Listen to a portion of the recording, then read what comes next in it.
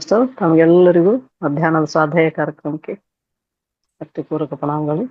ನನ್ನ ಆರಾಧ್ಯ ದೈವ ಪೂಜ್ಯ ಪಿತಾಮಹ ಪತ್ರಿಜಿ ಗುರುಗಳಿಗೆ ವಂದಿಸುತ್ತಾ, ಹಾಗೆ ನನ್ನ ಮಾರ್ಗದರ್ಶಕ ಗುರುಗಳು Koteshwara sir, Mangala madam, Vishalakshmi madam ಇವರೆಲ್ಲರಿಗೂ ನನ್ನ ಭಕ್ತಿಪೂರ್ವಕ ಪ್ರಣಾಮಗಳನ್ನು ಸಲ್ಲಿಸುತ್ತಾ, ಮಹಾತಾರ್ ಫೌಂಡೇಶನ್ ರೂವಾರಿಗಳಾದಂಥ ಶ್ರೀರಂಗನಾಥ್ ಸರ್ ಅವರಿಗೂ ಮತ್ತು ಲಕ್ಷ್ಮೀ ಮೇಡಮ್, ಗೀತಾ ಮೇಡಮ್ ಇವರೆಲ್ಲರಿಗೂ ನನ್ನ ನಮನಗಳನ್ನು ವಂದನೆಗಳನ್ನು ವಂದಿಸುತ್ತಾ, ಹೆಚ್ಚು ಕಾಲ ಸಮಯ ಇಲ್ಲ, ಇವತ್ತು ಜಾಸ್ತಿ ಆಗಿದೆ. ಯಾಕಂದ್ರ ಕಾಕತಾಳೀಯ ನೋಡಿ ಹೆಂಗಿದೆ, ಈ ಮಹಾನ್ ಚೇತನ ಇಂಥ ಮಹಾನ್ ಸದ್ಗುರುಗಳು ಹುಟ್ಟಿದ್ದು ಕೂಡ ಒಂದು ಹುಣ್ಣಿಮೆ ದಿನನೇ. ಇವತ್ತು ನಿನ್ನೆ ಇತ್ತು ನನ್ನ ಸ್ವಾಧ್ಯಾಯ, ಅದು ತಪ್ಪಿ ಕೂಡ ಆ ಪ್ರಕೃತಿನೂ ಕೂಡ ನಮಗ ಇದನ್ನ ಕಾಲ ಒದಗಿಸಿ ಕೊಡ್ತದ ಅನ್ನೋಕೆ ಇದೊಂದು ಉದಾಹರಣೆ. ನಿನ್ನೆ ಗೀತಾ ನನಗ ಮೇಡಮ್ ನಿನ್ನೆ ಮಾಡ್ಬೋದಿತ್ತು, ನೀವು ಎಲ್ಲಿ ಹೋಗಿರಾ ಅಂತೇಳಿ ನನಗೆ ಇದು ಮಾಡಿದ್ಲು. ಆದ್ರ ನೋಡಿ ಅವ್ರು ಹುಟ್ಟಿದ್ದು ಕೂಡ ಒಂದು ಹುಣ್ಣಿಮೆ ದಿನನೇ. ಇವತ್ತೇ ಅವ್ರದ್ದು ಸ್ವಾಧ್ಯಾಯ ಬಂದಿದೆ ಅಂದ್ರೆ ನನಗೊಂಥರ ಆಶ್ಚರ್ಯ ಕೂಡ ಆಯ್ತು. 4:20 ತನಕ ತಗೊಳ್ಳಿ ಮೇಡಮ್ ನೀವು. ಎಸ್ ಮೇಡಮ್, 15 ನಿಮಿಷ ಇದೆ, ಜಾಸ್ತಿ ಇಲ್ಲ. 4:20 ತನಕ. ಓಕೆ 40 ನಿಮಿಷ ಆಗುತ್ತೆ. ಓಕೆ. ಈ ವ್ಯಾಸ ಅನ್ನುವಂತ ಮಹಾನ್ ಈ ಗ್ರಂಥವನ್ನು ಬರೆದಂತ ಈ ಕೃತಿಯ ಲೇಖಕರಾದಂತ ಶ್ರೀಯುತ ಅಮರಯ್ಯ ಮಠ ಅವರು ನನಗೆ ಅಣ್ಣನ ಸಮಾನರು. ಅವ್ರಿಗೆ ಮೊದಲ ವಂದಿಸ್ತೀನಿ. ಯಾಕಂದ್ರೆ ನನಗೆ ಓದುವಂತ ಹವ್ಯಾಸನೇ ಇರ್ಲಿಲ್ಲ ಮೊದಲು ಜಾಸ್ತಿ. ಇದನ್ನು ಕೊಟ್ಟು ನನ್ನ ಕೈಗೆ ಇದನ್ನು ಗಿಫ್ಟ್ ಆಗಿ ಕೊಟ್ಟು, ಇದನ್ನು ಓದು ನೋಡು ಎಷ್ಟು ಚೆನ್ನಾಗಿದೆ ಅಂತ ಹೇಳಿ ಕೊಟ್ಟು ಹೋದ್ರವರು. ಇದು ಮಹಾಭಾರತ, ಭಗವದ್ಗೀತಾ ಎಲ್ಲವೂ ಇದರೊಳಗೆ ಅಡಕವಾಗಿದೆ. ಇದರಲ್ಲಿ ನಾನು ಸ್ವಲ್ಪ ಆಯ್ದ ಭಾಗವನ್ನು ಅಷ್ಟು ನಾನು ಹೇಳಬಲ್ಲೆ, ಯಾಕಂದ್ರೆ ದೊಡ್ಡ ಗ್ರಂಥ ಇದೆ. ಇದನ್ನು ಹೇಳಲು ನನಗೆ ಎಷ್ಟು ಅರ್ಹತೆ ಇದೆಯೋ ಇಲ್ಲೋ ಗೊತ್ತಿಲ್ಲ. ಎಲ್ಲನೂ ಆ ಮುನಿಗೆ ಬಿಟ್ಟಿದ್ದೀನಿ. ಏನ್ ನನ್ನ ಬಾಯಿಂದ ನುಡಿಸ್ತಾನ ಅದನ್ನ ಮಾತ್ರ ನಾನು ಹೇಳ್ತೀನಿ. ಮೊದಲಿಗೆ ನಾನು ಇದನ್ನ ಅಮರಯ್ಯ ಅಣ್ಣ ಅವರಿಗೇನೆ ಡೆಡಿಕೇಟ್ ಮಾಡ್ತೀನಿ. ವ್ಯಾಸರು ಹುಟ್ಟಿದ್ದು ಒಂದು ಹುಣ್ಣಿಮೆ ದಿನ ಆದ್ರೂನು ಅವರು ಯಮುನಾ ನದಿಯ ದಂಡೆಯಲ್ಲಿ ನಡುಗಡ್ಡೆಯಲ್ಲಿ ಒಬ್ರು ಕಾಲಿ ಎನ್ನುವಂತ ಒಬ್ಬ ಮತ್ಸ್ಯ ಗಂಗೆ, ಅವರು ಯಾರು ಅಂತಂದ್ರೆ ಮೀನುಗಾರನ ಮಗಳು ಆಕಿ. ಇದ್ರಗಿಂತ ಮುಂಚೆ ಮಹಾಭಾರತದ ಮೂಲ ಪುರುಷರಾದಂತ ವಸಿಷ್ಠ ಮಹಾಮುನಿ 101 ಮಕ್ಕಳು, ಒಬ್ಬ ಕಿಂಕರ ಅನ್ನುವಂತ ರಾಕ್ಷಸ ಆ 101 ಮಕ್ಕಳನ್ನು ಕೂಡ ಅವರಿಲ್ಲದ ಸಮಯದಲ್ಲಿ ಆ ಪರ್ಣಕುಟೀರಕ್ಕೆ ಆಗಮಿಸಿ ಅವರೆಲ್ಲರನ್ನ ಹಪಹಪಿಯಾಗಿ ಕತ್ತರಿಸಿ ಹಾಕಿ ನುಂಗಿ ಹಾಕಿ ಶೋಕ ಛಾಯೆಯನ್ನು ಮೂಡಿಸಿರ್ತಾನ. ಅವರು ವಸಿಷ್ಠ ಮಹಾಮುನಿಗಳು ಬರ್ತಾರ ಪರ್ಣಕುಟೀರಕ್ಕ. ಬಂದು ಪುತ್ರ ಶೋಕ ನಿರಂತರಂ ಅನ್ನುವಂತೆ 100 ಮಕ್ಕಳು, ಆ ಮಕ್ಕಳನ್ನ ಅವರು ನೋಡಿ ಎಷ್ಟು ಕರಳು ಕಿವಿಚಿ ಹೋಯ್ತು ಅಂತಂದ್ರ, ಇದನ್ನ ದುಃಖ ಸಹಿಸಲಾಗದೆ ಅಂತ ವಸಿಷ್ಠ ಮಹಾಮುನಿಗಳು, ಮಹಾಭಾರತದ ಮೂಲ ಪುರುಷ, ಈ ಪಾಂಡವರಿಗೆ ಕೌರವರಿಗೆ ಕೂಡ ಅವರು ಮೂಲ ಪುರುಷನೇ, ಅವರಿಂದನೇ ಎಲ್ಲ ಮುಂದೆ ಹುಟ್ಟಿರೋಂಥದ್ದು. ಅವ್ರಿಗೆ ಕೂಡ ಸಾಮಾನ್ಯರಂತೆ ಅವ್ರಿಗೆ ಕೂಡ ದುಃಖ ಕಾಡಿತ್ತು. ಅವರು ನಾನು 101 ಮಕ್ಕಳನ್ನು ಕಳ್ಕೊಂಡು ನಾನೇನ್ ಇರ್ಲಿ ಇಲ್ಲಿ ಭೂಮಿ ಮೇಲೆ ಅನ್ಕೊಂಡು ತಮ್ಮ ಜೀವನವನ್ನು ಕಳ್ಕೊಳಕ, ಆತ್ಮಹತ್ಯೆ ಮಾಡ್ಕೊಳಕ ಒಂದು ಗುಡ್ಡದ ಮೇಲಿಂತ ಜಿಗಿತಾರ. ಕೆಳಗ್ ಜಿಗಿದ ಹೊತ್ನ್ಯಾಗ ಅದು ಹುಲ್ಲಿನ ಹಾಸಿಗೆ ಆಗ್ತದ. ಮುಂದೊಂದು ಸರೋವರಕ್ಕೆ ಹೋಗಿ ಬೀಳ್ತಾರ, ಆ ದಡಕ್ ತಂದು ಸೇರಿಸ್ತದ. ಅದನ್ನು ಕೂಡ ಮುಂದೊಂದು ಮೊಸಳೆ ಇದ್ದಂತ ಒಂದು ಕ್ರೂರ ಪ್ರಾಣಿಗಳಿದ್ದಂತ ಒಂದು ಸರೋವರಕ್ಕೆ ಹೋಗಿ ಅಲ್ಲಿನೂ ಜಿಗಿತಾರ. ಅವಕ್ಕಾದ್ರೂ ಆಹಾರ ಆಗ್ತೀನಿ, ನನ್ ಜೀವ ಇಟ್ಕೊಳಂಗಿಲ್ಲ, ನನಗೆ ಇರಾಕ್ ಆಗಂಗಿಲ್ಲ, 101 ಮಕ್ಕಳು ಸತ್ತಾರ, ನಂದೇನೈತಿ ಇಲ್ಲಿ ನನ್ನವರನ್ನುವ 101 ಮಕ್ಕಳು ನನ್ನಲ್ಲಿ ಇಲ್ಲ, ನಾನು ಯಾರಿಗೋಸ್ಕರ ಬದುಕಲಿ ಅಂತ ಹೇಳಿ ಅಲ್ಲಿ ಕೂಡ ಜಿಗಿತಾರ. ಆ ಜಿಗಿದ ರಭಸಕ್ಕ ಆ ಪ್ರಾಣಿಗಳೆಲ್ಲ ಹೋಗಿ ದಡಕ್ಕ ಮ್ಯಾಲ ಹೋಗಿ ತೇಲ್ಕೊಂತ ಹೋಗ್ತಾವ. ಅವರು ಕೂಡ ಸೇಫ್ ಆಗಿ ಬರ್ತಾರ. ಅವರು ಅಲ್ಲಿ ಕೂಡ ನೊಂದ್ಕೊಂತಾರ. ನಾನು ಜೀವ ತಕ್ಕೋಬೇಕಂದ್ರು ಕೂಡ ಪ್ರಕೃತಿ ನನ್ನ ಸಾಥ್ ಕೊಡ್ತಾ ಇಲ್ಲಲ್ಲ ಅನ್ನುವಂಥದ್ದು ಕೂಡ ವಸಿಷ್ಠ ಮಾಮನಿಗೆ ಕಾಡ್ತದ. ಅವರು ಇಷ್ಟು 101 ಮಂದಿ ಕಳ್ಕೊಳ್ಳೋದಕ್ಕೆ ಕಾರಣ, ಮುಂದೊಬ್ಬ ಶಕ್ತಿ ಅನ್ನುವಂತ ಒಬ್ಬ ಮಗ ಹುಟ್ಟುತ್ತಾನ. ಆ ಮಗನಿಗೋಸ್ಕರ ಈ 101 ಮಂದಿ ಕಳ್ಕೋಬೇಕಾಗಿರ್ತದ ಅಂತ ಹೇಳಿ ಇಲ್ಲಿ ಲೇಖಕರು ಬರೀತಾರ. ಯಾಕಂದ್ರ ಆ 101 ಮಂದಿ 101ನೆಯ ಮಗ ಶಕ್ತಿ ಅಂತ ಹೇಳಿ, ಆ ಶಕ್ತಿ ಅದೃಶ್ಯವಂತಿ, ಆ ಶಕ್ತಿಯ ಹೆಂಡತಿ. ಆಕೆ ಪ್ರೆಗ್ನೆಂಟ್ ಇರ್ತಾಳ. ಆ 101 ಮಂದಿ ಸತ್ತು ಹೋದ್ಮ್ಯಾಲ ಒಬ್ಬ ಮಗ ಉಳಿದಿರ್ತಾನ. ಈಕೆ ಬಸರಿರ್ತಾಳ. ಆ ಟೈಮ್ದೊಳಗ ಕಿಂಕರ ಅನ್ನುವಂತ ರಾಕ್ಷಸ ಒಬ್ಬ ರಾಜನಲ್ಲಿ ಪರಕಾವ್ಯ ಪ್ರವೇಶ ಮಾಡಿ, ಅದು ಯಾರ್ದು ಕುಮ್ಮಕ್ಕಿರ್ತದ ಒಳಗಂತಂದ್ರ ವಿಶ್ವಾಮಿತ್ರನ ಕುಮ್ಮಕ್ಕಿರ್ತದ.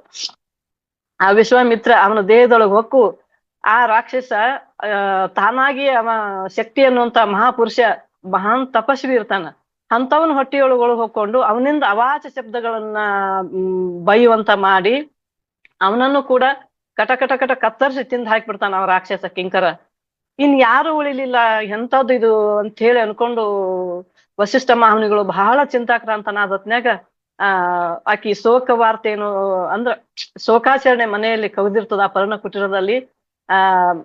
ಹೆಂಡತಿ ಅದೃಶ್ಯವಂತಿ ಸೊಸಿ ಅರುಂಧತಿ ಹೆಂಡತಿ, ಮಹಾ ವಸಿಷ್ಠ ಮಹಾಮುನಿಗಳ ಹೆಂಡತಿ ಹೆಸರು ಅರುಂಧತಿ, ಮಗ ಶಕ್ತಿಯ ಹೆಂಡತಿ ಹೆಸರು ಅದೃಶ್ಯವಂತಿ. ಆಕೆ ಆಕೆ ಗರ್ಭದಲ್ಲಿರುವಂತ ಮಗು ಒಂಥರ ಏನು ಓಂಕಾರನಾದವನ್ನ ಗರ್ಭದಲ್ಲೇನೆ ಕೇಳಿಸ್ತಿರ್ತದ. ಆಕೆ ಬಂದು ನಿಂದಿರ್ತಾಳ ದುಃಖದಿಂದ. ಇರುವೊಬ್ಬ ಮಗನು ಕೂಡ ಕಳ್ಕೊಂಡು ನಮ್ಗ ಪಿಂಡ ಬಿಡಕ್ಕೂ ಕೂಡ ಯಾರು ಇಲ್ದಂಗ ಆಯ್ತಲ್ಲ ಅಂತ ಅನ್ಕೊಂಡು ಶೋಕಾಚರಣೆಯಲ್ಲಿ ಬಂದು ನಿಂತ ಹೊತ್ನ್ಯಾಗ ಆ ಓಂಕಾರನಾದ ಅಂತ ಕೇಳಿಸ್ತದ. ಎಲ್ಲಿಂದ ಬರ್ತದಮ್ಮ ಈ ಓಂಕಾರನಾದ ಅಂದ ಹೊತ್ನ್ಯಾಗ, ನಿಮ್ಮ ಮಗನ ತದ್ರೂಪ ನನ್ನ ಹೊಟ್ಟೆಯಲ್ಲಿ ಬೆಳೀತಿದ್ರೆ ಮಹಾಮುನಿಗಳೇ ಅಂತ ಹೇಳ್ತಾಳ. ಅವಾಗ ವಸಿಷ್ಠ ಮಹಾಮುನಿಗಳು ಸಂತೋಷ ಪಡ್ತಾರ. ಸಂತೋಷ ಪಟ್ಟಾಗ ಮುಂದೊಂದು ಸ್ವಲ್ಪ ದಿನದಾಗ ಅದೇ ಪರ್ಣಕುಟೀರದಲ್ಲಿ ಯಾಕಿಂದು ಪ್ರಸವ ಆಗ್ತದ. ಆ ಮಗನಿಗೆ ಅವಾಗನು ಕೂಡ ಮತ್ತ ಇನ್ನೊಬ್ಬ ರಾಕ್ಷಸ ಆ ಪರ್ಣಕುಟೀರ ಮೇಲೆ ದಾಳಿ ಮಾಡ್ತಾನ. ಅವಾಗ ಇವ್ರು ಬ್ರಾಹ್ಮಣರಾಗಿರ್ತಾರ ವಸಿಷ್ಠ ಮಹಾಮುನಿಗಳು. ಬ್ರಾಹ್ಮಣರು ಒಟ್ಟ ಯಾವತ್ತು ಅವರು ಶಸ್ತ್ರಾಸ್ತ್ರಗಳನ್ನು ಹಿಡಿದು ಯುದ್ಧ ಮಾಡಂಗಿಲ್ಲ, ಅವ್ರು ಯಾವತ್ತು ಯುಕ್ತಿ ಬಳಸ್ತಾರ. ಅದಕ್ಕ ನೀವು ಹಿಂಗೆ ಸುಮ್ನೆ ಕುಂತ್ರ ಈ ಮೊಮ್ಮಗನ್ ಕೂಡ ಕಳ್ಕೊಂತೀರಾ ಗುರುಗಳೇ, ನೀವೇನಾದ್ರೂ ಮಾಡಿ ಅಂತಂದ್ ಹೊತ್ನ್ಯಾಗ ಅವರು ತಮ್ಮ ಕಮಂಡದಲ್ಲಿ ಇದ್ದಂತ ತಪಸ್ಸಿನ ಶಕ್ತಿಯ ಬಲದಿಂದ ಆ ನೀರನ್ನು ಆ ರಾಕ್ಷಸನಿಗೆ ಚುಮ್ಮಿಸಿದಾಗ ಅವ ಒಬ್ಬ ರಾಜ ಶಾಪದಿಂದ ರಾಕ್ಷಸನಾಗಿ ಪರಿವರ್ತನೆ ಆಗಿರ್ತಾನ. ಅವನ ನಿಜ ರೂಪವನ್ನು ಅವನಿಗೆ ತೋರಿಸಿ ಅವನು ಕೂಡ ಶರಣಾಗತಿ ಭಾವದಿಂದ ನನ್ನ ಪೂರ್ವ ಜನ್ಮದ ಪುಣ್ಯದಿಂದ ನಾನು ಪರಿವರ್ತನೆ ಆಗಿನಿ ಅಂತ ಅನ್ಕೊಂಡು ಅವನ ಶಾಪ ವಿಮೋಚನೆ ಕೂಡ ಆಗ್ತದ. ಆದ್ರಿಂದ ಆಗ ಆ ಮಗುವನ್ನು ಉಳಿತದ. ಆ ಕಷ್ಟದಿಂದ ಪಾರ ಮಾಡಿದ ಸಲುವಾಗಿ 100 ಮಕ್ಕಳನ್ನು ಸತ್ತು ಇದ್ದೊಬ್ಬ ಮಗನನ್ನು ತನ್ನ ಕಣ್ಮುಂದೆನೆ ತಂದೆನೂ ಕಳ್ಕೊಂಡು ಆ ನಂತರ ಮತ್ತೊಂದ್ಸಲ ಪರ್ಣಕುಟೀರ ಮೇಲೆ ದಾಳಿ ಆದಾಗ ಇದನ್ನೆಲ್ಲ ಪಾರು ಮಾಡಿದಂತ ಸಮಯದೊಳಗೆ ಹುಟ್ಟ್ಯಾನ ನನ್ನ ಮೊಮ್ಮಗು ಅಂತ ಹೇಳಿ ಪರಾಶರ ಅಂತ ಹೆಸರಿಡ್ತಾರಂತೆ. ಆ ಪರಾಶರ ಯಾರು ಅಂತಂದ್ರ ವಸಿಷ್ಠ ಮಹಾಮುನಿಯ ಮೊಮ್ಮಗ ಶಕ್ತಿ. ವಸಿಷ್ಠ ಮಹಾಮುನಿಯ ಮಗ ಶಕ್ತಿ, ಶಕ್ತಿಯ ಮಗ ಪರಾಶರ. ಅಂದ್ರ ಕಷ್ಟದಿಂದ ಪಾರು ಮಾಡ್ಯಾನ ನಮ್ಮನ್ನ ಅಂತ ಅನ್ಕೊಂಡು ಪರಾಶರ ಅಂತ ಹೆಸರಿಡ್ತಾರ. ಮುಂದ ಅವರು ಮಹಾನ್ ತಪಸ್ವಿ, ದೇಶ ಸಂಚಾರಕರು, ವೇದಾಂಗತವನ್ನು ಪಾರಂಗತವನ್ನು ನುಡಿದವರು, ಆಯುರ್ವೇದಿಕ ಎಲ್ಲ ಥರದಿಂದ ಮಹಾಮುನಿ ಅವರು. ಹಂಗೆ ಬೆಳಿತಾ ಬೆಳಿತಾ ಬೆಳಿತಾ ಬೆಳಿತಾ ಅವರು ಹಾಗೆ ದೇಶ ಸುತ್ತುತ್ತಾ ಇರ್ತಾರ. ಒಂದು ದಿನ ಯಮುನಾ ನದಿಯ ದಂಡಿ ಅಲ್ಲಿ ಯಾರಂದ್ರ ಮೀನುಗಾರರ ಹೊಟ್ಟೆಯಲ್ಲಿ ಹುಟ್ಟಿರುವುದಿಲ್ಲ. ಆಕೆ ಕೂಡ ಒಬ್ಬ ಅಪ್ಸರೆ ಕನ್ಯೆಯ ಮಗಳಾಗಿರ್ತಾಳ. ಆದ್ರ ಬೆಸ್ತರ ಕುಟುಂಬದ ರಾಜ ದಾಸಿರಾಜ ಅಂತ ಹೇಳಿ ಒಬ್ಬ ರಾಜನ ಮಕ್ಕಳಾಗಿರುವುದಿಲ್ಲ. ಅವ್ರಿಗೆ ಆ ಮೀನುಗಾರರ ಬುಟ್ಟಿಯಲ್ಲಿ ಹಾಕಿ ಆಕೆಯನ್ನ ತೇಲಿ ಬಿಟ್ಟಿರ್ತಾರ.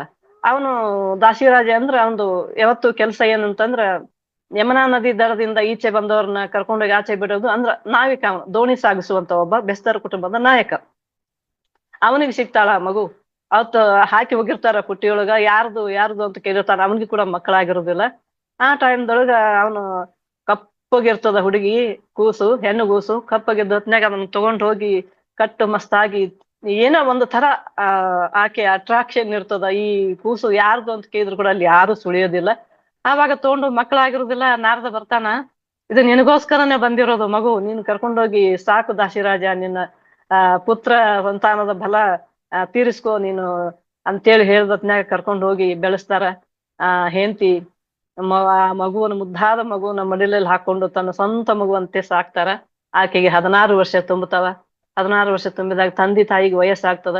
ವಯಸ್ಸಾದ ಹೊತ್ನ್ಯಾಗ ಅವ್ರ ಏನ್ ಮಾಡ್ತಾರ, ನಾವಿಕನ ಕೆಲ್ಸ ಆಕಿ ನಾನೇ, ಹೆಣ್ಣು ಅಂದ್ರ ನಾನೇ, ಗಂಡು ಅಂದ್ರ ನಾನೇ, ಇನ್ನ ಅದು ದೋಣಿ ಜವಾಬ್ದಾರಿ ನನ್ನದು ಅಪ್ಪ ಅಂತ ಹೇಳಿ ತಂದೆಗೆ ಹೇಳಿಕೆ ಆಕಿ ದೋಣಿ ಸಾಗಿಸುವಂತ ಕೆಲಸ ಮಾಡ್ತಿರ್ತಾಳ. ಹಾಗೆ ಮೀನನ್ನು ಕೂಡ ಬುಟ್ಟಿಯಲ್ಲಿ ಮಾರ್ತಿರ್ತಾಳ. ಆಗ ಒಂದು ದಿನ ಪರಾಶರರ ಆಗಮನ ಆಗ್ತದ. ಹೆಂಗಂದ್ರೆ ಆಕೆ ರಾತ್ರಿ 9 ಗಂಟೆ ತನಕ ಆ ದೋಣಿ ಅಲ್ಲಿ ದಡದಲ್ಲಿ ಕೂಡ್ಬೇಕು.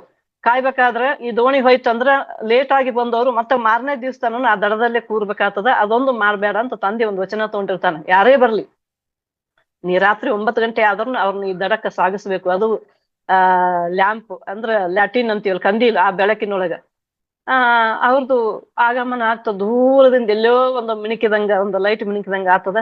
ಓ ಯಾರೋ ಬರ್ತಾರ, ನಾನು ಹೋಗ್ಬೇಕಂತ ಆಕಿ ತಡವರ್ಸ್ತಿರ್ತಾಳ. ಹೋಗೋ ಟೈಮ್ದಾಗ ಯಾರೋ ಬರ್ತಾರ, ನಿಲ್ಬೇಕಂತ ನಿಂದಿರ್ತಾನ ಒಬ್ಬ ಕೌಪಿಧಾರಿ, ಅಂದ್ರೆ ಪರಾಶರರು ಗಡ್ಡ ಜಟಿ ಎಲ್ಲವನ್ನು ಬಿಟ್ಟುಕೊಂಡು ಬರ್ತಾರ. ಬರಬರನೆ ಬಂದವ್ರೆ, ದೋಣಿ ಆಚೆ ದಡ ಬಿಡು ನನಗ ಅಂತ ಹೇಳ್ತಾರ. ದೋಣಿ ಕಟ್ಟಿದ್ದು ದೋಣಿಯನ್ನು ಬಿಡು ನನಗ ಆಚೆ ದಡ ಸೇರ್ಸು ಅಂದತ್ನ್ಯಾಗ ಆಕೆ ಸನ್ನದ್ಧಳಾಗಿ ಕುಂದಿರ್ತಾಳ ದೋಣಿ ಒಳಗ. ನಾವು ಹೊರಟಂತ ಟೈಮ್ದೊಳಗ ಆಕಿ ಒಂದು ಶಾಪಗ್ರಸ್ತ ಅಪ್ಸರೆ ಕನ್ಯೆ ಮಗಳಾಗಿರ್ತಾಳ. ಆಕಿ ಹುಟ್ಟುತ್ಲೇನೆ ಮೈ ಮೀನಿನ ವಾಸನೆ ನಾರ್ತಿರ್ತದ, ಕೊಳೆತ ಮೀನಿನ ವಾಸನೆ ಅದು. ಕುಂದಿರ್ತಾರ. ಅವನು ಯಾಕೋ ಏನೋ ನಿನಗೇನು ನಿನ್ನ ಮೈ ಈ ತರ ಯಾಕೆ ವಾಸನೆ ಬರ್ತದ ಅಂತ ಕೇಳ್ತಾರ. ಏನು ನನ್ನ ಜನ್ಮಕ್ಕಂಟಿದ ಪ್ರಾರಬ್ಧ ಕರ್ಮ ಅಂತ ಹೇಳ್ತಾಳ ಆಕಿ. ಪ್ರಾರಬ್ಧ ಕರ್ಮ ಅಂದ್ರ ಅದ್ ಎಂತದು, ನೀನು ಜನ್ಮದ ವೃತ್ತಾಂತವನ್ನು ಹೇಳು ಅಂತ. ಯಾರು ನೀನು, ಎಲ್ಲಿ ನಿನ್ ತಂದೆ ಯಾರು ಅಂದಾಗ ನನ್ನ ಹೆಸರು ಕಾಳಿ, ನನ್ನ ತಂದೆ ಹೆಸರು ದಾಶಿರಾಜ, ಇಷ್ಟೇ ನನ್ನ ಕಪ್ಪಿದ್ದಕ್ಕಾಗಿ ಕಾಳಿ ಅಂತಾನು ಕರೀತಾರ ಅಂತ ಹೇಳ್ತಾಳ. ಹೇಳ್ದೊಳಗ ಪರಾಶರರು ಏನ್ ಹೇಳ್ತಾರಂದ್ರ, ನಿನ್ನ ಮೀನಿನ ವಾಸನೆಯನ್ನು ನಾನು ಸರಿಪಡಿಸಲೆ ಅಂತ ಕೇಳ್ತಾರ. ಆಕಿ ನಗ್ತಾಳ. ಹುಟ್ಟಿನಿಂದ ಅಂಟ್ಕೊಂಡು ಬಂದಂತ ಈ ವಾಸನೆ ನಿಮ್ಗೆ ಹೆಂಗ ಕಳಿಲಕ್ಕಾಗುತ್ತೆ ಅನ್ನ. ಇಲ್ಲ ನೋಡು ನಾನು ಕಳಿತೀನಿ ಅಂತ ಹೇಳಿ ಪರಾಶರರು ಮುಂದೊಂದು ದಿನ ಮಹತ್ತರವಾದ ಕೆಲ್ಸಕ್ಕ ಆಕೆ ಉದರದಲ್ಲಿ ಜನಿಸುವಂತ ಒಬ್ಬ ಮಗನ, ಮಹೋನ್ನತವಾದ ಮಗ ಚಂದ್ರವಂಶಕ್ಕ ಮತ್ತು ಕುರುವಂಶಕ್ಕ ಬರ್ಬೇಕಂತ ಹೇಳಿ ಪೂರ್ವಾಜಿತ ಸಿದ್ಧ ಇತ್ತ ಅಂತ ಲೇಖಕರು ಬರೀತಾರ. ಆಗ ಒಂದು ಅವನ ಸೊಂಟದಲ್ಲಿದ್ದಂತ ಒಂದು ಚೂರ್ಣವನ್ನು ಅರೆದು ಕುಡಿಸ್ತಾನ. ಕುಡಿಸಿದ ತಕ್ಷಣ ಆಕೆಗೆ ಎಲ್ಲಿಲ್ಲದ ಉನ್ಮಾದ, ಎಲ್ಲಿಲ್ಲದ ಸಂತೋಷ, ಆಕೆ ಮೈಯಲ್ಲಿದ್ದಂತ ದುರ್ವಾಸನೆ ಹೋಗಿ ಗಂಧದ ವಾಸನೆ ಬರಕ್ ಸ್ಟಾರ್ಟ್ ಆಗ್ತದೆ. ಆಕೆ ತುಂಬಾ ಸಂತೋಷ ಪಡ್ತಾಳ. ಹುಟ್ಟಿನಿಂದ ಈ 16 ವರ್ಷ ತನನು ಎಲ್ಲರಿಂದ ಚೀ ತೂ ನೀನು ದೂರ ಸರಿ, ನೀನು ಕೊಳತ ಮೀನದ ವಾಸನೆ ನಾರ್ತಿ ಅಂತ ಹೇಳಿ ಸುಮಾರು ಮಂದಿ ಕೆಲ ಚಿಮಾರಿ ಹಾಕ್ಸ್ಕೊಂಡು ನಾನೇ ಒಂದು ಒಬ್ಬಂಟಿಯಾಗಿ ಜೀವನ ನಡೆಸಿದ್ರು ಅಂತ ನನ್ನ ಸಾಮಾನ್ಯ ಬೆಸ್ತರ ಕುಟುಂಬದಲ್ಲಿ ಹುಟ್ಟಿದಂತ ಒಂದು ಹೆಣ್ಣಿಗೆ ನೀವು ಶಾಪ ವಿಮೋಚನೆಯನ್ನು ಮಾಡಿ ನನಗೆ ಮರುಹುಟ್ಟು ಕೊಟ್ಟಿರಿ ಅಂತ ಹೇಳಿ ಆಕೆ ಶರಣಾಗತಿ ಭಾವದಿಂದ ಅವ್ರಿಗೆಲ್ಲ ತನ್ನ ತನು ಮನವನ್ನು ಅರ್ಪಿಸ್ತಾಳ. ಆಗ ಅವ್ರು ಹೇಳ್ತಾರ, ಪರಾಶರರು ಹೇಳ್ತಾರ, ಕಾಳಿ ನೀನು ಒಬ್ಬ ಮಹೋನ್ನತವಾದ ಮಗು ನಿನ್ನ ಉದರದಲ್ಲಿ ಜನಿಸ್ತದ. ಅದಕ್ಕಿಂತ ಮುಂಚೆ ಅವ್ರ ಏನ್ ಹೇಳ್ತಾರಂತಂದ್ರ, ಆಗ ಆಕಿಂದೆಲ್ಲ ವೃತ್ತಾಂತ ಅಂತ ಕೇಳಿ ಆಕೆ ಒಳಗೆ ಯಾಕೋ ಗೊತ್ತಿಲ್ಲ, ಇಬ್ರು ಮಾತಾಡ್ಕೊಂತ ಹೋಗೋತ್ನ್ಯಾಗ ಯಮುನಾ ನದಿ ನಡು ಮಧ್ಯದಲ್ಲಿ ದೋಣಿ ಹೋಗಿ ನಿಂದಿರ್ತದ. ಆ ಹುಟ್ಟನ್ನು ಕೈಯಿಂದ ಹುಟ್ಟು ಆಡಿಸುವುದನ್ನು ಬಿಡ್ತಾಳ. ಮಾತಿಗಿಳಿತಾರ ಇಬ್ರು, ಒಬ್ರಿಗೊಬ್ರು ಮೋಹಿತರಾಗಿ ಇಬ್ರು ಅಲ್ಲಿ ಪ್ರಕೃತಿ ಮಧ್ಯದಲ್ಲಿ ನಡುಗಡ್ಡೆಯ ಯಮುನಾ ನದಿಯ ದಡದಲ್ಲಿ ಕೆನಾರೆಯೊಳಗ ಅವರಿಬ್ಬರ ಸಂಪರ್ಕ ಸಮ್ಮಿಲನ ಆಗ್ತದ. ಆ ಸಮ್ಮಿಲನವಾದ ಮೇಲೆ ಒಂದು ಕ್ಷಣ ಮೈ ಮರೆತದ್ದನ್ನು ಆಕೆ ನೆನಪಿಸಿಕೊಂಡು ಆಚೆ ದಡ ಬರ್ತದ. ಅವಾಗ ಎಚ್ಚರ ಆಗ್ತದ. ದಡ ಬಂದತ್ನ್ಯಾಗ ಆತ ಕಿವಿಯಲ್ಲಿ ಹೇಳ್ತಾನ, ಕಾಳಿ ನನ್ನ ಹೆಸರು ಪರಾಶರ, ನಿನ್ನುದರದಲ್ಲಿ ಬರುವ ನನ್ನ ಯಾಕೋ ನೀನು ಸೇರ್ಬೇಕನ್ನಿಸ್ತು, ಸೇರಿದೆ. ಮುಂದೆ ಜಗತ್ತು ನಿಬ್ಬೆರಗಾಗಿ ನೋಡುವಂತ ಒಬ್ಬ ಮಹೋನ್ನತವಾದ ಮಗು ನಿನ್ನ ಉದರದಲ್ಲಿ ಜನಿಸ್ತದ. ಇಡೀ ಜಗತ್ತು ಸೂರ್ಯ ಚಂದ್ರರು ಇರುವ ತನಕ ಅವನ ಹೆಸರು ಅಜರಾಮರವಾಗಿ ಉಳಿತದ.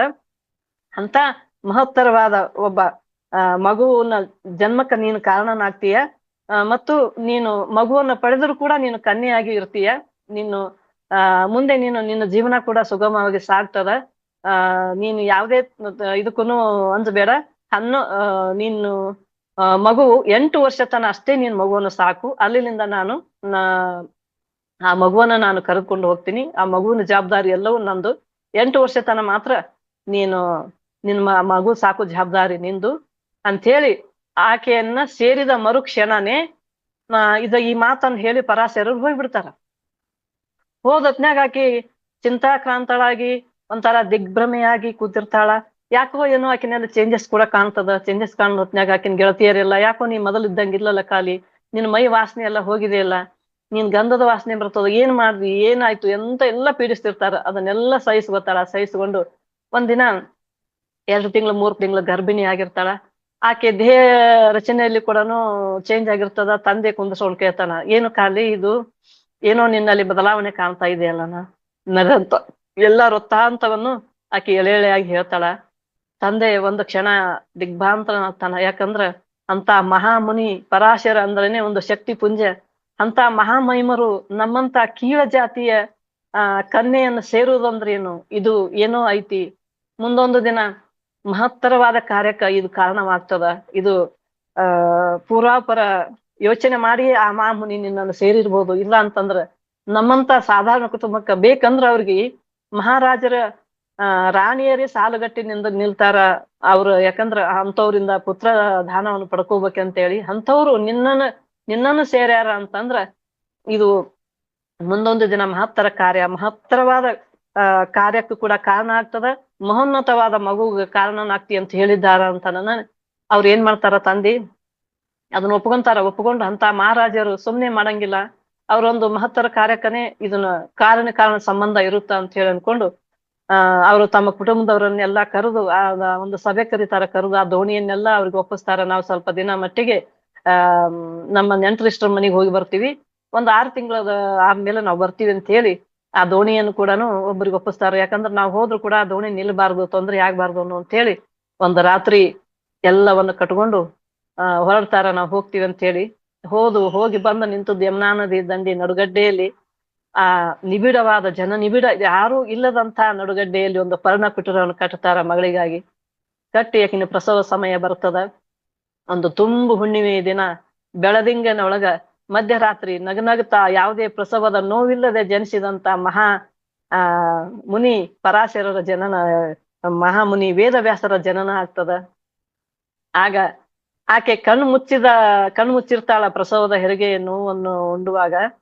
ಆಮೇಲೆ ಕಣ್ಣು ತೆರೆದಾಗ ಮಗ್ಗಲಲ್ಲಿ ಮಗು ಕೈ ಬೆಚ್ಚಿ ಆಗ್ತಿರ್ತದ. ಆ ನೋವೇ ಗೊತ್ತಾಗುದಿಲ್ಲ. ನೋವಿಲ್ಲದೆ ನನ್ನ ಮಗು ನಗನಗ್ತಾ ಭೂಮಿಗೆ ಬಂದಾನಂತ ಹೇಳಿ ಆಕೆ ಇಷ್ಟು ಖುಷಿ ಪಟ್ಟು ಅವನ ಬಾಲು ತುಂಟಾಟವನ್ನು ಆಡ್ತಾ ನಗ್ತಾ ಅಲ್ಲಿ ಇದ್ದಂತ ಅರಣ್ಯದಲ್ಲಿದ್ದಂತ ಹೂವುಗಳನ್ನು ಹರ್ಕೊಂಡು ಬರ್ತಾನ.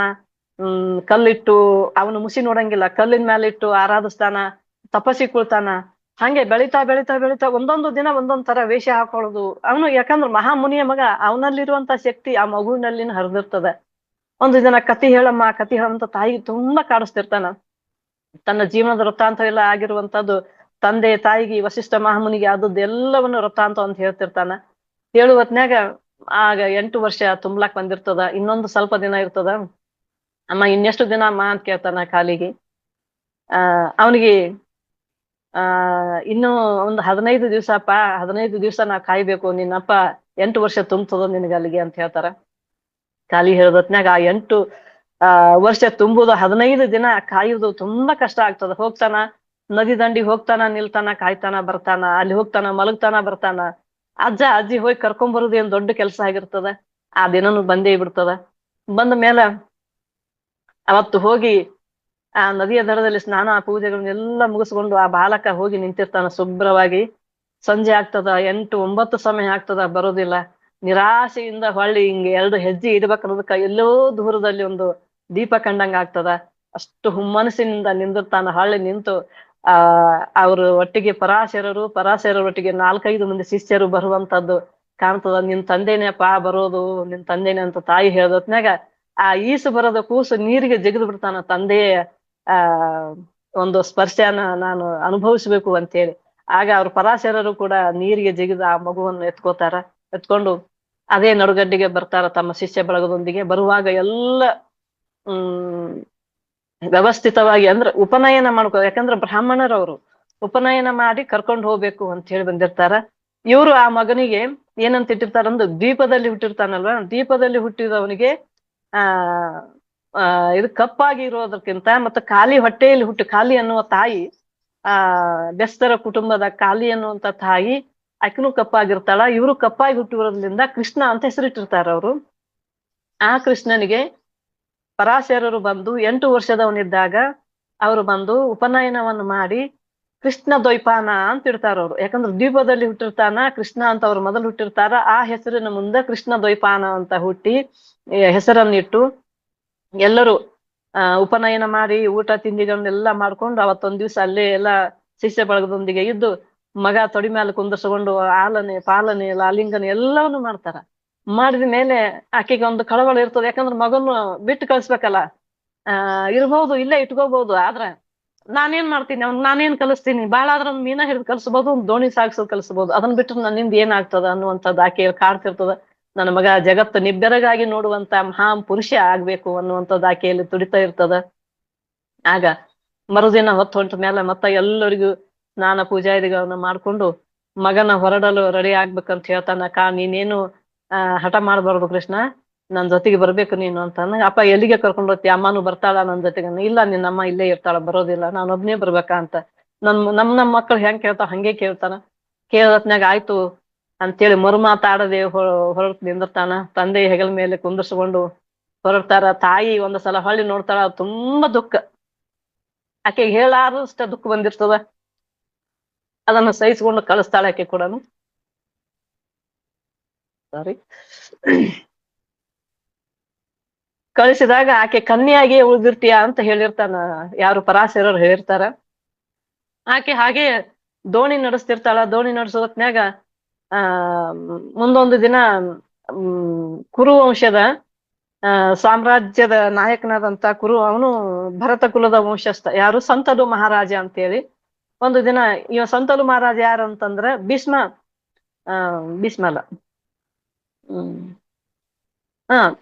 ಭೀಷ್ಮನ ತಂದೆನೇ ಇವರು, ಅಂದ್ರೆ ಗಂಗಾಪುತ್ರ ಭೀಷ್ಮ. ಹೌದು, ಗಂಗಾಪುತ್ರ ಭೀಷ್ಮನ ತಂದೆ ಇವರು. ಯಾಕಂದ್ರೆ ಗಂಗೆಯಿಂದ ಹುಟ್ಟಿದವನು ಭೀಷ್ಮ. ಅವನು ಒಂದು ದಿನ ಬೇಟೆಗೆ ಹೋಗಿ ತುಂಬಾ ಬಾಯಾರಿಕೆ ಆಗಿ ನದಿ ದಡದಲ್ಲಿ ಬಂದು ಮಲಗಿರ್ತಾನ. ಈಕೆ ದೋಣಿ ನಡೆಸ್ತಿರ್ತಾಳ. ಆ ಗಂಧದ ವಾಸನೆಯನ್ನು ನೋಡಿ ಯಾರು ಇರ್ಬೋದು ಈ ಗಂಧದ ಪರಿಮಳದ ಕನ್ಯೆ ಅಂತೇಳಿ ಅನ್ಕೊಂಡು ಹುಡ್ಕೊಂತ ಬರ್ತಾರ.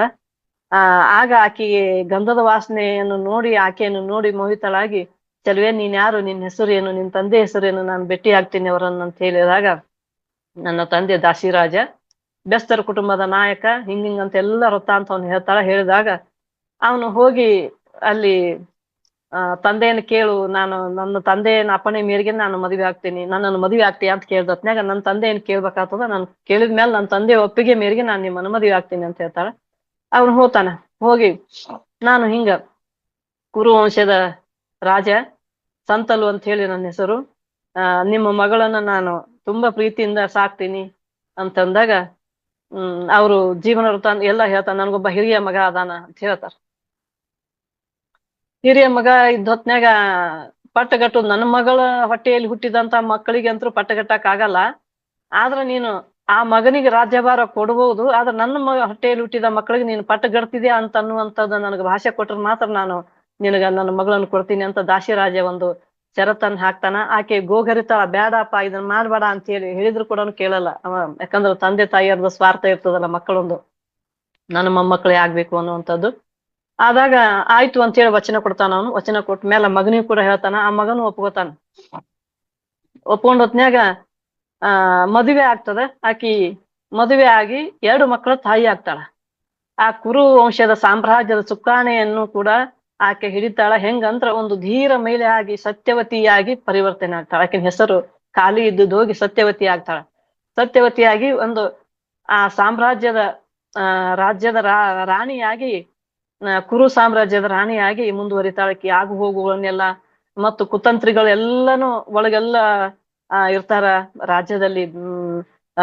ಯಾಕಂದ್ರ ಕೇಳಿಸ್ಲಾಕ ಎಷ್ಟೋ ಜನ ಇರ್ತಾರ, ಅದನ್ನೆಲ್ಲ ಅರಿತು ಆಕಿ ತುಂಬಾ ಚೆನ್ನಾಗಿ ನಿಭಾಯಿಸ್ತಿರ್ತಾಳ. ಒಂದು ದಿನ ಆ ರಾಜನಿಗೆ ಬಾಯಾರಿಕೆಯಾಗಿ ಬೇಟೆ ಆಡ್ಲ ಹೋದೊತ್ನ್ಯಾಗ ಅವ್ನಿಗೇನೋ ಒಂದು ಬಾಣ ತಾಕಿ ಏನೋ ಅವ್ನಿಗೊಂದು ಹುಷಾರು ತಪ್ತದ. ಆತ ನಾನು ಇನ್ನ ಬಹಳ ದಿನ ಬದುಕೋದಿಲ್ಲ, ಈ ರಾಜ್ಯದ್ದು ಚುಕ್ಕಾಣಿಯದು ಮಗನ್ ಕರಿತಾನ, ಗಂಗಾಪುತ್ರನ ಕರೆದು, ಎಲ್ಲದು ನಿನ್ನ ಜವಾಬ್ದಾರಿ. ನಿನ್ನ ತಮ್ಮಂದಿರಂತ್ರುನು ಯಾರು ಅವರು ಸರಿಯಾಗಿ ಒಬ್ಬ ಕುಡುಕಕ್ಕ ದಾಸನಾಗಿರ್ತಾನ, ಚಿತ್ರಾಂಗನ ಮತ್ತು ವಿಚಿತ್ರ ವೀರ್ಯ ಅಂತೇಳಿ 2 ಮಕ್ಕಳನ್ನ ಹೇರ್ತಾಳ ಸಂತಲು ಮಹಾರಾಜನ ಮದುವೆ ಆದ್ಮೇಲ ಸತ್ಯವತಿ. ಅವ್ರಿಬ್ಬರು ಮಕ್ಕಳು ಕೂಡ ದುರ್ಚಟಕ ಬಲಿಯಾಗಿ, ಅವ್ರಿಗೆ ಮದುವೆ ದುರ್ಚಟಗಳು ಇರ್ತಾವ, ಹೆಣ್ಣು ಯಾರು ಕೊಡ್ತಿರ್ದಿಲ್ಲ. ಅವ್ರಿಗೆ ಹೆಣ್ಣು ಇವ ಏನ್ ಮಾಡ್ತಾನ, ದೊಡ್ಡ ಅಣ್ಣ ಹಿರಿಯಣ್ಣ ಗಂಗಾಪುತ್ರ ಭೀಷ್ಮ ಕಾಶಿರಾಜನ ಮಕ್ಕಳಾದಂತ 3 ಮಂದಿ ಹೆಣ್ಣು ಮಕ್ಕಳು ಕಾಶಿರಾಜನಿಗೆ. ಒಬ್ಬಕ್ಕಿ ಅಂಬಿಕೆ, ಅಂಬಾಲಿಕೆ ಅಂತ 3 ಜನ ಹೆಣ್ಮಕ್ಳು. ಆ ಇಬ್ಬರನ್ನ ತಂದು ಚಿತ್ರಾಂಗನ ಮತ್ತು ವಿಚಿತ್ರ ವೀರ್ಯರಿಗೆ ಜೋರಾವರಿಯಿಂದ ಮದುವೆ ಮಾಡ್ತಾರ.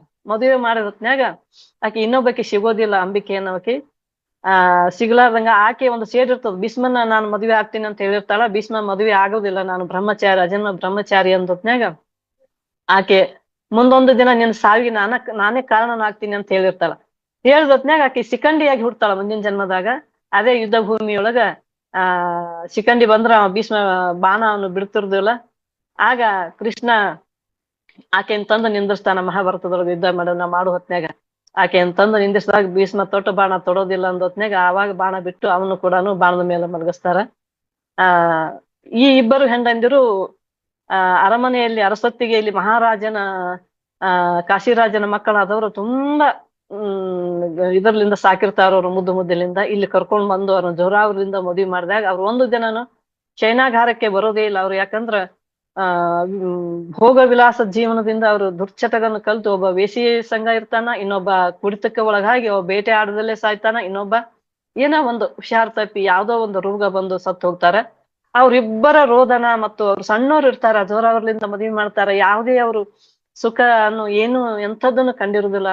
ಅವರಿಬ್ಬರು ಸೊಸೆಯಂದರು ಅವರ ಯೌವನ ಅವರ ಚೆಲುವಿಕೆ ನೋಡಿ ನನ್ನ ಸೊಸೆಯಂದ್ರು ಮರತಾರ ಅನ್ಕೊಂಡು ಆಕೆ ಏನ್ ಮಾಡ್ತಾಳ, ಖಾಲಿ ಒಂದೊಂದು ದಿನ ಆ ಮಗನು ಕಳಿಸುವಂತ ಸಂದರ್ಭದಲ್ಲಿ ನಾನು ಎಂದಾದ್ರೂ ನಿನಗ ಕರೆ ಹೇಳಿದಾಗ ನೀನು ನನ್ನ ಮುಂದೆ ಪ್ರತ್ಯಕ್ಷನ ಆಗ್ಬೇಕು ಮಗ ಅಂತ ಹೇಳಿರ್ತಾಳ. ನಾನು ಯಾವಾಗ ನನ್ ಜೀವನ ಎನಿಸ್ತದ ಅವಾಗ ನಾನು ಕರಿತೀನಿ, ನೀನ್ ಬರ್ಲೇಬೇಕಂತ ಹೇಳಿರ್ತಾಳ. ನೀನ್ ನೆನ್ಸ್ಕೋ ಅಮ್ಮ, ನೀನ್ ನೆನ್ಸ್ಕೊಂಡ ತಕ್ಷಣ ನೀನ್ ಮುಂದಿರ್ತೀನಿ ಅಂತ ಯಾರು ಹೇಳಿರ್ತಾರಂದ್ರ ಕೃಷ್ಣ ಹೇಳಿರ್ತಾನ. ಕೃಷ್ಣ ಯಾರು ಅಂತಂದ್ರೆ ಇಲ್ಲಿ ಮುಂದೆ ವೇದವ್ಯಾಸರು ಕೃಷ್ಣ ದ್ವೈಪಾನನಾಗಿ ಅಲ್ಲಿ ಕರ್ಕೊಂಡು ಹೋಗ್ತಾರಲ್ಲ, ಅವಾಗ ಹೇಳಿರ್ತಾರ. ಅದನ್ನು ಕೂಡ ಆಕೆಗೆ ನೆನಪು ಬರ್ತದ.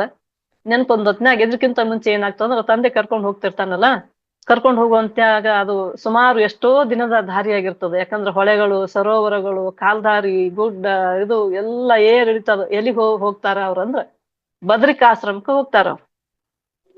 ಬದ್ರಿಕಾಶ್ರಮಕ್ಕೆ ಯಾಕಪ್ಪ ನನ್ ಯಾಕೆ ಅಲ್ಲಿ ಕರ್ಕೊಂಡು ಹೋಗ್ತಿದ್ಯಾ, ನೀನು ವಿದ್ಯಾ ಪಾರಂಗತನ ಆಗ್ಬೇಕಲ್ಲಪ್ಪ ನೀನು ಅಲ್ಲಿ. ನಾನು ಅದಕ್ಕೆ ಆ ವಿದ್ಯೆಯನ್ನು ನೀನೇ ಕಲ್ಸಪ್ಪ ಅಂತ ಕೇಳ್ತಾನ ನಮ್ಮ ತಂದೆಗೆ. ಇಲ್ಲ, ನಾನ್ ಕಲ್ಸಬಹುದಿತ್ತು, ಯಾಕಂದ್ರ ಆಚಾರ್ಯರಿಂದನೇ ಕಲಿಬೇಕು, ಅದು ತಂದೆ ಎನ್ನುವ ಸಲಿಗೆ ಬೇಡ. ಯಾಕಂದ್ರ ಮುಂದ ಎಲ್ಲದನ್ನು ನೀನು ಕಲ್ತು ಸಕಲ ವಿದ್ಯಾ ಪಾರಂಗತನಾಗ್ಬೇಕು, ಸಕಲ ಶಕ್ತಿವಂತನಾಗ್ಬೇಕು. ಅದಕ್ಕಾಗಿ ನೀನು ಗುರುಕುಲದಲ್ಲೇನೆ ಕಲಿಬೇಕು ಅಂತ ಹೇಳಿ ವ್ಯಾಸರಿಗೆ ಹೇಳ್ತಾರ. ಕೃಷ್ಣ ದ್ವೈಪಾನಗ ಪರಾಶರರು ಹೇಳಿ ಬದ್ರಿಕಾಶ್ರಮದಲ್ಲಿ ಕರ್ಕೊಂಡು ಹೋಗ್ತಾರ. 3-4 ದಿವಸದ ಪ್ರಯಾಣ ಆಯಾಸ ಆಗಿರ್ತದ. ಬದ್ರಿಕಾಶ್ರಮಕ್ಕೆ ಹೋದಾಗ ಆ ಬದರರು ಅಲ್ಲಿ ಬದ್ರಿಕಾಶ್ರಮದ ಆಶ್ರಮದ ಸ್ವಾಮಿಗಳಾದಂತ ಬದರರು ಅಂತಾರ ಅವ್ರಿಗೆ. ಆ ಸ್ವಾಮಿಗಳು ಬಂದು ಆ ತಂದೆ ಕಾಲಿಗೆ ಬೀಳ್ತಾರ. ಅವರು ಅವಾಗ ಗೊತ್ತಾಗ್ತದೆ ನನ್ನ ತಂದೆ ಎಂಥವನು, ಎಂಥ ಮಹಾತ್ಮ, ಎಂಥ ಪುಣ್ಯವಂತ, ಎಂಥ ಶಕ್ತಿಶಾಲಿ, ಎಷ್ಟೊಂದು ಗೌರವ ಇದೆ ನನ್ನ ತಂದೆ ಅಂದ್ರೆ ಇವರೆಲ್ಲರಿಗೆ, ಎಂತಹ ದೊಡ್ಡ ಗುರುಗಳು ಅವರೇ ನನ್ನ ತಂದೆ ಕಾಲಿಗೆ ಬಿದ್ದಾರಲ್ಲ ಅಂತ ಅವಾಗ ಅವನಿಗೆ ನನ್ನ ತಂದೆ ಎಂಥ ಮಹಾತ್ಮ, ಎಂಥ ಮುನಿ ಅಂತ ಅನ್ನುವಂಥದ್ದು ಗೊತ್ತಾಗ್ತದೆ. ಆಗ ಅಲ್ಲಿ ಬಿಟ್ಟು ಕೃಷ್ಣ ಈಗ 8 ವರ್ಷದವನಿದ್ಯಾ, 12 ವರ್ಷದವನ ಆದಾಗ ನಾನು ಬಂದು ನೋಡ್ತೀನಿ ನಿನ್ನ ಅಂತ ಹೇಳಿ ಮತ್ತೆ ಅವನಿಗೆ ಹೇಳಿ ಹೋಗ್ತಾರ ಅವ್ರು. ಮತ್ತೆ ಅವ್ರದ್ದು ಯಾಕಂದ್ರೆ ದೇಶ ಪರ್ಯಟನೆ ಮಾಡುವುದು ಅವ್ರ ಕೆಲಸ ಪರಾಶರರದು. ಹೋದೊತ್ನ್ಯಾಗ ಕಲಿತಾ ಕಲಿತಾ ಕಲಿತಾ ಎಲ್ಲ ವಿದ್ಯಾ ಪಾರಂಗತನ ಮಾಡ್ಕೋತಾರ. ಕಲ್ತಿನ ಆದ್ಮೇಲೆ 16 ವರ್ಷ 8 ವರ್ಷದವಿದ್ದಾಗ ಬರ್ತಾರ. 8 ವರ್ಷದಿದ್ದಾಗ ಕರ್ಕೊಂಡು ಹೋಗ್ತಾರ. 12 ವರ್ಷದಿದ್ದಾಗ ಮತ್ತೆ 4 ವರ್ಷದ ನಂತರ ಬರ್ತಾರ ಅಲ್ಲಿ ಆಶ್ರಮಕ್ಕೆ. ಒಂದೊತ್ನ್ಯಾಗ ಮಗ ತುಂಬಾ ಬೆಳೆದ್ ನಿಂತಿರ್ತಾನ, ತುಂಬಾ ವಿಷಯಗಳನ್ನು ತಿಳ್ಕೊಂಡಿರ್ತಾನ, ಶ್ರದ್ಧಾ ಭಕ್ತಿಯಿಂದ ಅಭ್ಯಾಸ ಮಾಡ್ತಿರ್ತಾನ. ಅದನ್ನೆಲ್ಲ ನೋಡಿ ತುಂಬಾ ಸಂತೋಷ ಆಗ್ತದ ಪರಾಶರರಿಗೆ. ಆಗ ಮುಂದೆ ಮತ್ತೆ ನಾನು 18 ವರ್ಷ ನೀನು ತುಂಬಿದಾಗ ಮತ್ತೆ ಬರ್ತೀನಿ ಅಂತ ಹೇಳ್ತಾರ. ಆಯ್ತು ಅಪ್ಪ ಅಂತ ಹೇಳ್ತಾರ. ಆಗ ಅವ್ರದ್ದು ನಡೀತೈತಿ ಏನಂದ್ರ ಎಲೆಮನೆಯಲ್ಲಿ ಇರುವಂತ ಎಲ್ಲಾ ರುಕ್ಕುಗಳನ್ನ ತಂದು ಜೋಡಿಸಿ ಅಳುದು ತೂಗಿ ಕಳೆದು ಆ 4 ವಿಭಾಗಗಳನ್ನಾಗಿ ಮಾಡಿ ವೇದಗಳನ್ನ ಋಗ್ವೇದ, ಅಜರ್ವೇದ, ಸಾಮವೇದ, ಯಜುರ್ವೇದ ಅಂತೇಳಿ 4 ವೇದಗಳನ್ನ ಮಾಡಿ ಅವರು ಇದನ್ನ ಬರಿಲಾಕ ಕಾರಣೀಕರ್ತರಾಗ್ತಾರ. ಇವ್ರು ಒಟ್ಟಿಗೆ ಸುಮಾರು ಜನ ಇರ್ತಾರ. ಅಂದ್ರ ಯಾರಂದ್ರ ಆತ್ಮದೇವ ಅಂತೇಳಿ ಇವ್ರ ಸ್ನೇಹಿತ. ಅವರು ಕೂಡ ಮಹಾನ್ ತಪಸ್ವಿ, ಮಹಾನ್ ಅವರು ನೆಲಬಿಟ್ಟು ಅವರನ್ನ ಕಣ್ಣು ಮುಚ್ಕೊಂಡು ಕುಂತ್ರ ಹಾಗೆ ಅವ್ರ ಶರೀರ ಮೇಲೆ ಹೇಳ್ತಿರ್ತದ ಅಂತ ತಪಸ್ವಿ. ಅವರು ಕೂಡ ಯಾರಂದ್ರ ಆತ್ಮದೇವ ಅನ್ನುವಂಥವ್ರು ಇವರ ಸ್ನೇಹಿತ, ವೇದವ್ಯಾಸರ ಆತ್ಮೀಯ ಸ್ನೇಹಿತ. ಅಷ್ಟೆಲ್ಲ ಮಾಡಿ 18 ವರ್ಷದ ಆದ ಹೊತ್ನ್ಯಾಗ ಒಂದು ಆ ರುಕ್ಕುಗಳಂತ ಹೇಳ್ತಾರ ಅವಕ್ಕ. ಯಾಕಂದ್ರ ಕಟ್ಟುಗಳಿರ್ತಾವ. ಆ ಕಟ್ಟುಗಳು ಅಲ್ಲೆಲ್ಲಿ ಚದುರಿ ಹೋಗಿದ್ದನ್ನ ಕೂಡಿಸಿ ಎಲ್ಲವನ್ನ ಮಾಡಿ ಜನಸಾಮಾನ್ಯರಿಗೂ ಈ ವೇದ ವೇದಗಳಂತಂದ್ರ ಸಂಸ್ಕೃತ ಪಂಡಿತರಿಗಷ್ಟೇ ಆಗಿನ ಕಾಲದಾಗ ಮೀಸಲಾಗಿರ್ತಾವ. ಅದನ್ನ ಜನಸಾಮಾನ್ಯರಿಗೆ ಮುಟ್ಟಿಸುವಂತ ಕೆಲಸ ಯಾರು ಮಾಡಿದ್ರು ಅಂದ್ರೆ ವೇದವ್ಯಾಸರು ಮಾಡ್ತಾರ. ಪದ್ಯ ಭಾಗ, ಗದ್ಯ ಭಾಗ, ಮಂತ್ರ, ತಂತ್ರ ಎಲ್ಲದಕ್ಕೂ 4 ವೇದಗಳ ಹೆಂಗ 4 ವಿಭಾಗಗಳನ್ನಾಗಿ ಮಾಡಿ ಅವ್ರು ಎಲ್ಲರಿಗೂ ಇದನ್ನ ಮುಟ್ಟಬೇಕು. ಯಾಕಂದ್ರೆ ಗ್ರಂಥ ಓದುವುದು ಸಂಸ್ಕೃತ ಪಂಡಿತರಿಗೆ ಅಷ್ಟೇ ಅಲ್ಲ, ಎಲ್ಲರ ಜನಸಾಮಾನ್ಯರಿಗೆ ಮುಟ್ಬೇಕು ಅನ್ನುವಂಥದ್ದು ಮಹಾದಾಸೆ ಈ ವೇದವ್ಯಾಸರದ್ದು ಇರ್ತದ. ಆಗ ಅದನ್ನೆಲ್ಲ ನೋಡಿ 18 ವರ್ಷಕ್ಕೆ ತುಂಬಿದಾಗ ಬರ್ತಾನ ಮತ್ತೆ ಬದರಿಕ ಆಶ್ರಮಕ್ಕ ಯಾರು ಪರಾಶರರು ಬಂದೊತ್ನ್ಯಾಗ ಅಲ್ಲಿ ಈ ಮಗನ ಸಾಧನೆಯನ್ನು ನೋಡಿ ತುಂಬಾ ಹೆಮ್ಮೆ ಪಟ್ಟುಕೊಂಡು ಆ ಗುರುಗಳು ಕೂಡ ಹೇಳ್ತಾರ, ನಿನ್ನ ಮಗ ನಿನಕ್ಕಿಂತಲೂ ನಿನ್ನನ್ನು ಮೀರಿಸುವಂತ ದೇಶ ಉದ್ಧಾರಕ ಮಗ ಬೆಳೆದು ನಿಂತಾನ ಅಂತ ಹೇಳಿ ಅವರು ಅಲ್ಲಿ ಬದರಿಕಾಶ್ರಮದಲ್ಲಿ ಅವರು ಬೆಳೆದಂತ ರೀತಿಯನ್ನು ನೋಡಿ ಬಾದರಾಯಣ ಅಂತ ಹೇಳಿ ಹೆಸರು ಕೊಡ್ತಾರ. ಅವ್ರಿಗೆ ಬಾದರಾಯಣ ಅಂತ ಹೆಸರು ಎಲ್ಲಿ ಕೊಡ್ತಾರ ಅಂದ್ರೆ ಬದರಿಕಾಶ್ರಮದಲ್ಲಿ ಕೊಡ್ತಾರ 18ನೇ ವಯಸ್ಸಿಗೆ. ಹಾಗೆ ಮುಂದುವರಿತದ. ಅದನ್ನ ನೋಡಿ ತುಂಬಾ ಹೆಮ್ಮೆ ಪಡ್ತಾರ ಪರಾಶರರು. ಹೆಮ್ಮೆ ಪಟ್ಟು ಮುಂದೊಂದು ದಿನ ಅವ್ರ ಏನ್ ಮಾಡ್ತಾರ ಅಂತಂದ್ರ ಮತ್ತೆ ದೇಶ ಪರ್ಯಟನೆಗೆ ಹೊರಡ್ತಾರ. ಆಗ ಇವರು ಎಲ್ಲವನ್ನು ಕೂಡಿಸಿ ಅದಕ್ಕೊಂದು ರೂಪ ತಂದು ಅದನ್ನು ಹೊರಗೆ 4 ಕೃತಿಗಳನ್ನಾಗಿ 4 ವೇದಗಳನ್ನಾಗಿ ಬಾಗಿಸಿ ತೂಗಿಸಿ ಅಳೆದು ಮಾಡಿದತ್ನ್ಯಾಗ ವೇದವ್ಯಾಸರು ಅಂತ ಹೇಳಿ ಆತ್ಮದೇವ ವ್ಯಾಸ ಅಂತ ಕೊಡ್ತಾನ ಅವ್ರಿಗೆ ಹೆಸರು. ಅದಾದ್ಮೇಲೆ ಪೂರ್ತಿ ಎಲ್ಲ ಬರದಾದ್ಮೇಲೆ ವೇದಗಳ 4 ವಿಭಾಗಗಳನ್ನ ಆಗಿದ ಮೇಲೆ ಶ್ರೀ ವೇದವ್ಯಾಸರು ಅಂತ ಆತ್ಮದೇವ ಇವ್ರಿಗೆ ನಾಮಕರಣ ಮಾಡ್ತಾನ. 4 ಹೆಸರಿನಿಂದ ಇವರು ಕರೆಯಲ್ಪಡ್ತಾರ. ಆಗ ಮುಂದ ತಾಯಿ ಕರೆ ಬರ್ತದ. ಯಾಕಂದ್ರೆ 2 ಮಕ್ಕಳು ಸತ್ತು ಹೋಗಿರ್ತಾರ. ಸೊಸೆಯಂದರು ಯಾಕಂದ್ರೆ ಯೌವನ ತುಂಬಿದ ಸೊಸೆಯಂದರು ಇರ್ತಾರ.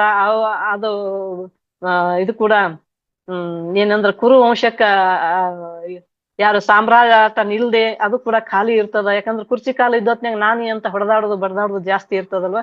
ಹಂಗಾಗಿ ಕುರುವಂಶ ಅಳಿವಿನ ಅಂಚಿನಲ್ಲಿ ಐತಿ ಮಗ, ನೀನ್ ಬರ್ಬೇಕು ಅಂತ ಹೇಳಿ ಆಕೆ ಕನಸಿನಲ್ಲಿ ಹೇಳಿದ್ದನ್ನ ಅವ್ರು ಕನಸಿನಲ್ಲಿ ಕಂಡಂಗ ಕಾಣ್ತಾರ. ಯಾಕೋ ನನ್ನ ತಾಯಿ ಕರಿತಾಳ, ಹೋಗ್ಬೇಕು ನಾನು ಅಂತೇಳಿ ಅಪ್ಪಗೆ ಹೇಳ್ತಾನ. ನನ್ನಮ್ಮ ಕರಿತಾಳಪ್ಪ, ನಾನು ಹೋಗ್ಲಿ ಅಂತ ಕೇಳನ. ಇಲ್ಲ, ನಿನ್ನಮ್ಮ ಕರಿತಾಳ ಗೊತ್ತು ನನಗ, ಆದ್ರ ನೀನ್ ಹೋಗ್ಬೇಡ ಕೃಷ್ಣ ಅಂತ ಹೇಳ್ತಾನ. ತಂದೆ ಯಾರು ಪರಾಶರರು ಹೇಳ್ತಾರ. ಹೇಳೋತ್ನ್ಯಾಗ ಅವನ ತಂದೆ, ಯಾಕಂದ್ರ ತಾಯಿ ಮಾತು ಮೀರಂಗಿಲ್ಲ. ನನ್ ತಾಯಿ ನನ್ನನ್ನು ನೋಡುದ್ರಲ್ಲಿ ಏನ್ ತಪ್ಪಿದೆ, ಮಗನ ಪ್ರೀತಿ ಆಕೆಗೆ ಸಿಗ್ಬಾರ್ದೇನು, ನಾನು ಇಷ್ಟು ದಿನ ತಾಯಿಯನ್ನ ಬಿಟ್ಟದೀನಿ, ನನ್ ತಾಯಿ ಕರಿತಾಳ ಅಂದ್ರ ನಾನು ಹೋಗ್ಬಾರ್ದೇನು, ನನ್ನ ಅಪ್ಪ ಇಷ್ಟು ಕಠೋರ ಮಾತು ಯಾಕೆ ಆಡ್ತಾನ ಅಂತ ಹೇಳಿ ತುಂಬಾ ಅವ್ರಿಗೆ ಚಿಂತಾಕ್ರಾಂತನಾಗಿ ತಂದೆಯ ಮಾತು ಮೀರಿ ಒಂದು ದಿನ ಹಸ್ತಿನಾವತಿಗೆ ಬರ್ತಾರ. ಆ ಹಸ್ತಿನಾವತಿಗೆ ಬಂದೊತ್ನ್ಯಾಗ ತಾಯಿ ಅವತ್ತೆಲ್ಲ ಮಗನ ಪ್ರೀತಿಸಿ ಆಧರಿಸಿ ಎಲ್ಲವನ್ನು ಮಾಡಿ ಸಾಯಂಕಾಲ ಅರಸತ್ತಿಗೆ ಮೇಲೆ ಕುಂದರ್ಸಿ ಅವನ್ನ ಒಂದು ಮಾತು ಕೇಳ್ತಾಳ. ಮಗನೇ, ನಿನ್ನಿಂದ ಒಂದು ಕಾರ್ಯ ಆಗ್ಬೇಕಾಗ್ಯದ ಅಂತನ್ನ. ಏನಮ್ಮ ನೀನು ನನ್ ಮಾತು ಮೀರಂಗಿಲ್ಲಲ್ಲ? ಮೀರಂಗಿಲ್ಲ, ಹೇಳಮ್ಮ ಅಂತಾನ. ನಿನ್ನ ತಮ್ಮಂದಿರು ಸತ್ತು ಹೋಗ್ಯಾರ, ಯಾಕಂದ್ರ ಕುರ್ಚಿ ಖಾಲಿ ಐತಿ, ಅದಕ್ಕ ನೀನು ನಿಯೋಗದ ಪದ್ಧತಿ ಮೂಲಕ, ಅಂದ್ರೆ ಈಗಿನ ನಡೆಯತಕ್ಕಂಥದ್ದು ಏನಂತಂದ್ರ ನಾವು ಸರೋಗೇಟ್ ಮದರ್ ಅಂತ ಕರಿತೀವಿ, ಇಲ್ಲ ಅಂತಂದ್ರ ಬಾಡಿಗೆ ತಾಯಿ ಅಂತಾನು ಕರಿತೀವಿ, ಇಲ್ಲ ಟೆಸ್ಟ್ ಬೇಬಿ ಅಂತಾನು ಕರಿತೀವಿ. ಯಾಕಂದ್ರ ಅವ್ರದೇ ಆದದ್ದು ಇರದೇ ಹೋದ್ರ ಈಗ ನಾವು ಟೆಸ್ಟ್ ಬೇಬಿ ಅಂತ ಮಾಡ್ಕೊಂತೀವಿ ನೋಡ್ರಿ ಆಸ್ಪತ್ರೆ ಒಳಗ. ಯಾರಾದ್ರೂ ಮಕ್ಳು ಆಲಾರ್ದವ್ರಿಗೆ ತಮ್ಮದೇ ಆದದ್ದು ಮಕ್ಕಳಾಗಿರ್ಲಿಲ್ಲ ಅಂತಂದ್ರ ಇದೊಂದು ಪದ್ಧತಿ ಈಗೈತಿ. ಆಗಿನ ಕಾಲಕ್ಕ ರಾಜರ ಮಹಾರಾಜರ ಕಾಲಕ್ಕ ಮಹಾಮುನಿಗಳನ್ನ ರಾಜರ ಹೆಂಡ್ರು ಕಾಯ್ಕೊತ ಕುಂದಿರ್ತಿದ್ರಂತ. ಅವರು ದಾನವಾಗಿ ತಮ್ಮ ಪುತ್ರ ಸಂತಾನಕ್ಕಾಗಿ, ಯಾಕಂದ್ರ ಮಹಾ ತಪಸ್ವಿ ಮಹಾನ್ ಪುರುಷ ನಮ್ಮ ಉದರದಲ್ಲಿ ಹುಟ್ಟಬೇಕು ಅನ್ನುವಂಥದ್ರ. ಯಾಕಂದ್ರ ರಾಜರು ಬರೇ ಯುದ್ಧಕ್ಕೆ ಹೋದತ್ನ್ಯಾಗ ಅವ್ರಿಗೆ ಸರಿಯಾದ ಮಕ್ಕಳು ಹುಟ್ಟುವುದಿಲ್ಲ ಅನ್ನುವಂಥದ್ಕ ಅವ್ರು ಏನ್ ಮಾಡ್ತಿದ್ರು, ಋಷಿ ಮಹಾಮುನಿಗಳನ್ನು ಹುಡ್ಕೊಂಡು ಹೋಗ್ತಿದ್ರಂತ. ಆಗ ಅವರು ಆಕೆ ಕೂಡ ಇದು ಪದ್ಧತಿ ಐತಿ ನಮ್ಮಲ್ಲಿ, ಮಗನಿಗೆ ಹೇಳ್ತಾಳ, ಈ ಪದ್ಧತಿ ಮುಖಾಂತರ ನೀನು ಪುತ್ರ ಸಂತಾನವನ್ನು ಕೊಡ್ಬೇಕು ನನ್ನ ಸೊಸೆಯಂದ್ರಿಗೆ ಅಂದತ್ನ್ಯಾಗ ಅವ ಒಂದು ಕ್ಷಣ ದಿಗ್ಭ್ರಾಂತನಾಗ್ತಾನ. ಯಾಕಂದ್ರ ಅದಕ್ಕೆ ಸಮಯ ಬೇಕಮ್ಮ, ನನಗ್ ಗೊತ್ತೂ ಇಲ್ಲ, ಗುರುವಿನೂ ಇಲ್ಲ, ನಾನೊಬ್ಬ ಮುನಿ, ಕಠೋರ ತಪಸ್ವಿ, ಒರಟು ಮೈ. ಯಾಕಂದ್ರ ನಾನು ನನ್ನ ಮೈ ಕೂಡ ಒಂಥರ ವಾಸನೆ, ಅವ್ರು ನನ್ನನ್ನು ಒಪ್ಪಗೊಳ್ದಿಲ್ಲ, ಬ್ಯಾಡ ಅಂತ ಹೇಳ್ತಾನ. ಆದ್ರೂನು ಇಲ್ಲ, ಇದು ಈಗಲೇ ಆಗ್ಬೇಕು. ಯಾಕಂದ್ರ ಕುರು ವಂಶದ ಸಾಮ್ರಾಜ್ಯಕ್ಕ ಯಾರು ಅಧಿಪತಿಗಳಿಲ್ಲ, ನಾಯಕರಿಲ್ಲ, ಅದು ಅಳಿವಿನ ಅಂಚಿನಲ್ಲಿ ಐತಿ, ನೀನು ಇದನ್ನ ಕಾರ್ಯ ನಡೆಸಲೇಬೇಕು ಅಂದೊತ್ನ್ಯಾಗ ಅಂಬಿಕೆ ಅಂಬಾಲಿಕೆಗೆ ಹೋಗಿನ್ ಹೇಳ್ತಾಳ, ನೀನು ಸನ್ನದ್ಧರಾಗ್ಬೇಕು, ನೀವಿಬ್ರು ಕೂಡ ಇವತ್ತ ಸೇನಾಗಾರಕ್ಕ ನನ್ನ ಮಗ ಅವನು ಬೇರೆ ಯಾರು ಅಲ್ಲ, ನಿನ್ನ ಗಂಡನ ಅಣ್ಣನೇ ಆಗ್ಬೇಕು ವಾಯ ಇಲ್ಲಿ ಅಂತ ಹೇಳಿ ಯಾರು ಹೇಳ್ತಾರ, ಸತ್ಯವತಿ ಇಬ್ರು ಸೊಸೆಯಂದ್ರಿಗೆ ಹೇಳ್ತಾಳ. ಹೇಳಿದತ್ನ್ಯಾಗ ಅವ್ರು ಒಲ್ಲದ ಮನಸ್ಸಿನಿಂದ, ಅತ್ತೆ ಮಾತನ್ನು ಮೀರಿದ ಮನಸ್ಸಿನಿಂದ ಅವರು ಒಪ್ಕೊಂತಾರ. ಸೇನಾಗಾರಕ್ಕ ಟೈಮ್ ಕೊಟ್ಟಿರ್ತಾನ. ಸೇನಾಗಾರಕ್ಕೆ ಹೋದತ್ನ್ಯಾಗ ಅವ್ರಿಗೇನು ಗೊತ್ತು ಈ ಮಹಾಮುನಿ ಅದಾನ, ಇವ ದೊಡ್ಡ ತಪಸ್ವಿ ಅದಾನ ಅಂತ ಅವ್ರಿಗೆ ಇದು ಇಲ್ಲ. ಅವ್ರಿಗೆ ಏನ್ ಬೇಕು, ಚಂದ ಅಂದ ಒಳ್ಳೆ ಮನುಷ್ಯನದ ಇರ್ಬೋದು, ಆದ್ರ ಅವ್ರಿಗೆ ಇವ ಅಂದ್ರ ಇಷ್ಟ ಇಲ್ಲ. ಅವ್ರ ಏನ್ ಮಾಡಿದ್ರು, ಒಬ್ಬಾಕಿ ಹತ್ರ ಹೋದ, ಕಣ್ಣು ಮುಚ್ಚಿ ಬಿಡ್ತಾಳಕಿ. ಕಣ್ಣು ಮುಚ್ಚಿದಾಗ ಯಾರು ಹುಟ್ಟುತ್ತಾರ? ಧೃತರಾಷ್ಟ್ರ ಹುಟ್ಟುತ್ತಾನ. ಧೃತರಾಷ್ಟ್ರ ಹುಟ್ಟುಕ್ಕಿಂತ ಮುಂಚೆ ಅವ ಶಯನಾಗಾರದಿಂದ ಹೊರಗೆ ಬಂದ ಹೊತ್ನ್ಯಾಗ, ಯಾಕತ್ ಮಗನೇ ಎಂತ ಮಗ ಹುಟ್ಟುತ್ತಾನ? ಯಾಕಂದ್ರ ತಪಸ್ವಿಗಳಿಗೆ ಅವರು ನಿಯೋಗದ ಪದ್ಧತಿ ಮೂಲಕ ಹೋದೊತ್ನ್ಯಾಗ ಅವ್ರಿಗೆ ಮಗ ಎಂತ ಹುಟ್ಟುತ್ತಾನ ಅಂತೇಳಿ ಅವ್ರು ಒಂದು ಅರಗಳಿಗೆಯಲ್ಲಿ ಹೇಳ್ತಾರಂತ. ಆ ಟೈಮ್ ಕಾದು ಕೂತಿರ್ತಾಳ ತಾಯಿ ಮುಂದೆ ಬಾಗಿಲಲ್ಲಿ. ಅವ ಶಯನಾಗಾರದಿಂದ ಹೊರಗೆ ಬಂದ ಹೊತ್ನ್ಯಾಗ, ಮಗನೇ ಸಕ್ಸಸ್, ಒಳ್ಳೆ ಮಗು ಹುಟ್ಟದ, ಡೌಟ್ ಅಮ್ಮ, ಆದ್ರ ಹುಟ್ಟತಾನ ಮಗು, ಆದ್ರ ಗಂಡು ಮಗು ಹುಟ್ಟತಾನ, ಆದ್ರ ಅವನು ಕುರುಡನಾಗ್ತಾನ ಅಂತ ಹೇಳ್ತಾನ. ಆಗಲು ಕೂಡ ಆಕಿ ಬಿಲ ಅಂತ ಒದ್ದಾಡ್ತಾಳ. ಇನ್ನೊಬ್ಬಕಿ ಇದು ಮರು ದಿವ್ಸ ಮತ್ತೊಬ್ಬಕಿ ಇದು ಸೇನಾಗಾರ ಸಿದ್ಧ ಆಗ್ತದ. ಆವಾಗ ಆಕಿ ಏನ್ ಮಾಡ್ತಾಳ, ಕಣ್ಣು ಮುಚ್ಚಿ ಬಿಡ್ತಾಳ. ಒಬ್ಬಕಿ ಗದಗದ ನಡುಗ್ತಾಳ, ಅವ ಪಾಂಡುರೋಗಿ ಹುಟ್ಟತಾನ. ಇನ್ನೊಬ್ಬಕಿ ಕಣ್ಣು ಮುಚ್ಚುತ್ತಾಳ, ಧೃತರಾಷ್ಟ್ರ ಹುಟ್ಟತಾನ. ಇದು ಯಾರ್ದು ಇದು ಅಂತಂದ್ರ, ವೇದ ವ್ಯಾಸರಿಗೆ 4 ಮಂದಿ ಮಕ್ಕಳು. ಅವರು ಕೂಡ ಮದುವೆ ಆಗಿಲ್ಲ. 4 ಮಕ್ಕಳನ್ನು, ಪುತ್ರ ಸಂತಾನ ಭಾಗ್ಯವನ್ನು ಎಲ್ಲರಿಗೂ ಕೊಟ್ಟಾರ. 4 ಮಕ್ಕಳ ತಂದೆ ಅಂತ ನಮಗ್ ಗೊತ್ತಿರ್ಲಿಲ್ಲ. ವೇದವ್ಯಾಸರ ಬಗ್ಗೆನೇ ನನ್ಗೆ ಗೊತ್ತಿರ್ಲಿಲ್ಲ. ಈ ಕೃತಿಯನ್ನು ಓದಿದಾಗ ಗೊತ್ತಾಯ್ತು ನನಗೆ.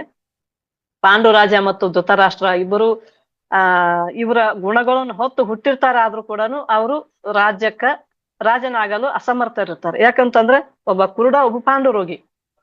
ಆಗ ಇನ್ನೊಂದು ಸಲ ನೀನು ನಿಯೋಗದ ಪದ್ಧತಿ ಮೂಲಕ ಒಳ್ಳೆ ಮಗುವನ್ನು ಕೊಡ್ಬೇಕು ಅಂತ ಮತ್ತೊಂದು ವರ್ಷ ಕಾಯಿಸ್ತಾನ. ಬೇಡಮ್ಮ, ಇದನ್ನ ಸಕ್ಸಸ್ ಆಗುದಿಲ್ಲ, ಬೇಡ ಅಂದ್ರೂ ಕೂಡ 1 ವರ್ಷ ಬಿಟ್ಟರು ಕೂಡ ನೀನು ಬರ್ಲೇಬೇಕು ಅಂತ ತಾಯಿ ಹಠ ಹಿಡಿತಾಳ. ಆಗ ಬರ್ತಾರ. ಬಂದ ಮೇಲೆ ಆಕೆ ಇಷ್ಟ ಇಲ್ದ ಏನ್ ಮಾಡ್ತಾಳ, ಅಂಬ ತನ್ನ ದಾಸಿ ಇರ್ತಾಳ, ಪ್ರಿಯಮೋದೆ ಅಂತ ಹೇಳಿ ಆಕೆ ಹೆಸರು, ಪ್ರಿಯವಂಶಿ ಅಂತ ಹೇಳಿ. ಆಕೆ ದಾಸಿ ತನ್ನ ಪೋಷಾಕ ಅಂದ್ರೆ ರಾಜ ಮಹತೆಯರು ಉಡುವಂತ ಡ್ರೆಸ್ಸಿಗೆ ಪೋಷಾಕ ಅಂತ ಬರ್ದಾರ ಇದ್ರೊಳಗ. ಅವುಗಳನ್ನ ಆಕೆ ಆ ದಾಸಿಗೆ ಶೃಂಗಾರ ಮಾಡಿ ಆಕೆ ಏನ್ ಹೇಳಿರ್ತಾಳಂದ್ರ, ಎದ್ದು ಬರುವತ್ನ್ಯಾಗ ಬಲಭುಜವನ್ನು ಚುಂಬಿಸಿ ಬರ್ಬೇಕು ನೀನು, ಅದು ನಮ್ಮ ರಾಜರ ಹೆಂಡ್ರ ಅದೊಂದು ಪದ್ಧತಿ ಅಂತ ಹೇಳಿರ್ತಾಳ. ಆಕೆ ಏನ್ ಮಾಡ್ತಾಳ, ಹೋದ ತಕ್ಷಣನೇ ಆ ಮಹಾಮುನಿ ನೋಡಿ ಪಾದಕ್ಕೆ ನಮಸ್ಕಾರ ಮಾಡಿ ಅವ್ರ ಸೇವೆ ಮಾಡ್ತಾಳ. ಇಡೀ ರಾತ್ರಿ ಅವ್ರ ಸೇವೆ ಮಾಡ್ತಾಳ. ಸೇವೆ ಮಾಡಿದ ಹೊತ್ನ್ಯಾಗ ಬೆಳಗ್ಗೆ ಆಕೆ ಎದ್ದು ಹೊರಗೆ ಬರುವ ಹೊತ್ನ್ಯಾಗ ಆಕೆ ಮತ್ತ ಪಾದ ಮುಟ್ಟಿ ನಮಸ್ಕಾರ ಮಾಡಿ ಬರೋದು. ದಾಸಿ ಇದನ್ನೇ ಅಲ್ವಾ, ಆಕೆ ಹೆಂಗ್ ಗೊತ್ತಾಗ್ತದ, ಹೆಂಗ ಆಕೆ ದಿನ ರೂಢಿ ಇರಂಗಿಲ್ಲ. ಪಾದ ನಮಸ್ಕಾರ ಮಾಡಿ ಹೊತ್ನ್ಯಾಗ ಅವ್ನಿಗೆ ಗೊತ್ತಾಗ್ತದ ಯಾರು ನೀನು ಅಂತ ಆಕಿನ ಸೆರಗಿಡಿತಾನ. ಆಗ ನಾನು ದಾಸಿ ಅಂತ ಹೇಳ್ತಾಳ, ಒಪ್ಕೊಂತಾಳ. ಆಕಿ ಒಪ್ಕೊಂಡ್ ಹೊತ್ನ್ಯಾಗ ಆಕೆ ಸೇವೆ ಮಾಡಿದಕ್ಕ ನಿನ್ ಉದರದಲ್ಲಿ ಮಹತ್ತರವಾದ ಒಬ್ಬ ಮಗ ಹುಟ್ಟತಾನ ಅಂತ ಹೇಳ್ತಾನ. ಹೇಳಿದ ಹೊತ್ನ್ಯಾಗ ಅವನೇ ವಿದುರ ಶಕ್ತಿವಂತ, ಯುಕ್ತಿವಂತ, ನ್ಯಾಯವಂತ, ತುಂಬಾ ಎಲ್ಲದನ್ನ ಅಳುದು ತೂಗಿ, ಯಾಕಂದ್ರ ಮಹಾಭಾರತದಲ್ಲಿ ಅವನು ಕೂಡ ಒಬ್ಬ ನಾಯಕ ಆಗುವಂತ ಎಲ್ಲ ಅರ್ಹತೆಗಳು ಇರ್ತದ. ಆದ್ರ ಅಲ್ಲಿ ಕುಲದ ನೆಪ ಬಂದು ದಾಸಿ ಕುಲದಲ್ಲಿ ಹುಟ್ಟಿದವನಿಗೆ ದಾಸಿ ಮಗ ಅಂತ ಕರೀತಾರ. ಅವನಿಗೆ ಏನಾಗ್ತದ, ಸೇನಾಧಿಪತಿ ಅಷ್ಟೇ ಆಗ್ತಾನ, ಅವ್ನು ರಾಜನ ಆಗೋದಿಲ್ಲ. ಯಾಕಂದ್ರ ದಾಸ ಕುಲದವನು, ಅವನು ದಾಸಿ ಪುತ್ರ ಅಂತ ಹೇಳಿ. ಅಲ್ಲಿ ಏನ್ ಮಾಡ್ತಾರ ವ್ಯಾಸರು ಅಂದ್ರ, ಈ ಮೂವರಿಗಿನೂ ತಂದೆ ನಾನೇ, ಅವರಿಬ್ಬರು ರಾಜ್ಯಕ್ಕ ಅರ್ಹರು ಇಲ್ದದಾದ್ರೂ ಅವ್ರಿಗೂ ತಂದೆ ನಾನೇ, ವಿದುರನಿಗೂ ತಂದೆ ನಾನೇ. ವಿದುರನಿಗೆ ಎಲ್ಲಾನು ಅರ್ಹತೆ ಐತಿ, ಆದ್ರ ಕುಲದ ನೆವ ಒಡ್ಡಿ ಅವನಿಗೆ ರಾಜ್ಯಭಾರ ಮಾಡ್ಲಿಕ್ಕೆ ಸಿಗಲಿಲ್ಲ. ಇದನ್ನ ಯಾರಲ್ಲಿ ಕೇಳಿ ನಾನು ಅಂತ ಹೇಳ್ತಾರ. ತಮ್ಮನ್ನು ತಾವೇ ಪ್ರಶ್ನೆ ಮಾಡ್ಕೋತಾರೆ. ಇದನ್ನ ಯಾರಲ್ಲಿ ಕೇಳಿ ನಾನು ವಿದುರನಿಗೆ ಹೋಗಿ ಕೇಳೇನು, ಪಾಂಡುರಾಜಗೆ ಹೋಗಿ ಕೇಳೇನು, ಭೀಷ್ಮನಿಗೆ ಹೋಗಿ ಕೇಳೆ, ನೀನ್ ಯಾಕೆ ಹಿಂಗ ಅನ್ಯಾಯ ಆಯ್ತು ಅಂತೇಳಿ ನಾನು ಯಾರಲ್ಲಿ ಕೇಳಿ ಇದನ್ನ? ಯಾಕಂದ್ರ ನನ್ನ ರೂಪನೇ, ನನ್ನದೇ ಆದ ಎಲ್ಲ ಶಕ್ತಿನೂ ಆ ವಿದುರನಲ್ಲಿ ಐತಿ ಅಂತೇಳಿ ವಿಲವಿಲವನು ಒದ್ದಾಡ್ತಾರ. ಅವಾಗ ಏನಂತಾರ, ನನಗ್ಯಾಕೆ ಬೇಕು ಈ ರಾಜ್ಯದ ಉಸಾಬರಿ ಅಂತೇಳಿ ಮತ್ತೆ ಸುಮ್ನಾಗ್ತಾರ. ಸುಮ್ನಾದತ್ನ್ಯಾಗ ಆ ಕುರುಕ್ಷೇತ್ರದ ಯುದ್ಧ ನೆನಪಾಗ್ತದ ಅವ್ರಿಗೆ. ಯುದ್ಧ ನೆನಪಾದಾಗ ಇಲ್ಲಿ ಸತ್ತವ್ರು ಯಾರು? ಎಲ್ಲರೂ ನನ್ನ ಮಕ್ಕಳೇ, ನನ್ನ ವಂಶಸ್ಥರೇ, ನನ್ನ ಮೊಮ್ಮಕ್ಕಳೇ, ನನ್ನ ಮಕ್ಕಳೇ. ಇದಕ್ಕೆ ಕಾರಣನಾದ್ನೆಲ್ಲ ನಾನೊಬ್ಬ ಹುಟ್ಟದಿದ್ರ ಇದನ್ನೆಲ್ಲವನು ನಡೆಯದೆ ಹೋಗ್ತಿತ್ತಲ್ಲ. ಆ 18 ದಿನದ ಮಹಾಯುದ್ಧ ಯಾರಿಂದ ಆಯ್ತು? ಕೌರವ ಮತ್ತು ಪಾಂಡವರಿಂದ. ಇವ್ರು ನಾನೇ ಒಬ್ಬನು, ನನ್ನ ತಾಯಿ, ನನ್ನ ಪರಾಶರರು, ನನ್ನ ತಂದೆ, ನನ್ನ ತಾಯಿನ ಕೂಡದೇ ಇದ್ರೆ, ನಾನು ಹುಟ್ಟದೇ ಇದ್ರೆ ಇದೆಲ್ಲ ನಡೀತಿತ್ತ ಅಂತ ತಮ್ಮನ್ ತಾವನ್ನ ಪ್ರಶ್ನೆ ಮಾಡ್ಕೋತಾರ ಇಲ್ಲಿ. ಆಗ ಮಮ್ಮನ ಮರುಗ್ತಾರ. ಮರುಗಿ ಕೂಡ ಒಂದು ಸಲ ಏನಾಗ್ತದ, 58ನೇ ವಯಸ್ಸಿಗೆ ನನ್ನದೆಲ್ಲ ವಿದ್ಯೆ ಮತ್ತು ನನ್ನ ಎಲ್ಲ ಶಕ್ತಿ ತಪೋಬಲವನ್ನು ಹೊತ್ತು ಇಡೀ ನಾಡಿಗೆ ಶಕ್ತಿವಂತನಾಗುವಂತ ಒಬ್ಬ ಮಗ ನನಗಿದ್ದಿದ್ರೆ ಅಂತೇಳಿ ಒಂದು ಮನಸ್ಸಿನೆಲ್ಲ ಆಲೋಚನೆ ಬರ್ತದ. ಅದನ್ನು ಶಿವಪಾರ್ವತಿ ಗೊತ್ತಾಗ್ತದ. ಆಗ ಒಬ್ರು ಅಪ್ಸರೆ ಕನ್ಯೆಯರನ್ನು ಕಳಿಸ್ತಾರ. ಇವನು ಮನಸ್ಸಿನಲ್ಲಿ ಅನ್ಕೊಂಡದ್ದಕ್ಕೂ ದೇವಲೋಕದಿಂದ ಒಬ್ಬ ಅಪ್ಸರೆ ಕನ್ಯೆಯನ್ನು ಕಳಿಸ್ತಾರ. ಆಕೆ ಹೆಸರು ಕೂಡ ಗಿರಿಕಾ ಅಂತೇಳಿ. ಆಕೆಯನ್ನು ಕಳಿಸಿ ಆಕೆ ಸಂಯೋಗದಿಂದ ಸುಖ ಅನ್ನುವಂಥವನೊಬ್ಬ ಮಹಾಮುನಿ ಹುಟ್ಟುತ್ತಾನ. ಯಾಕಂದ್ರ ಅವನು ಹುಟ್ಟುತ್ತಲೇ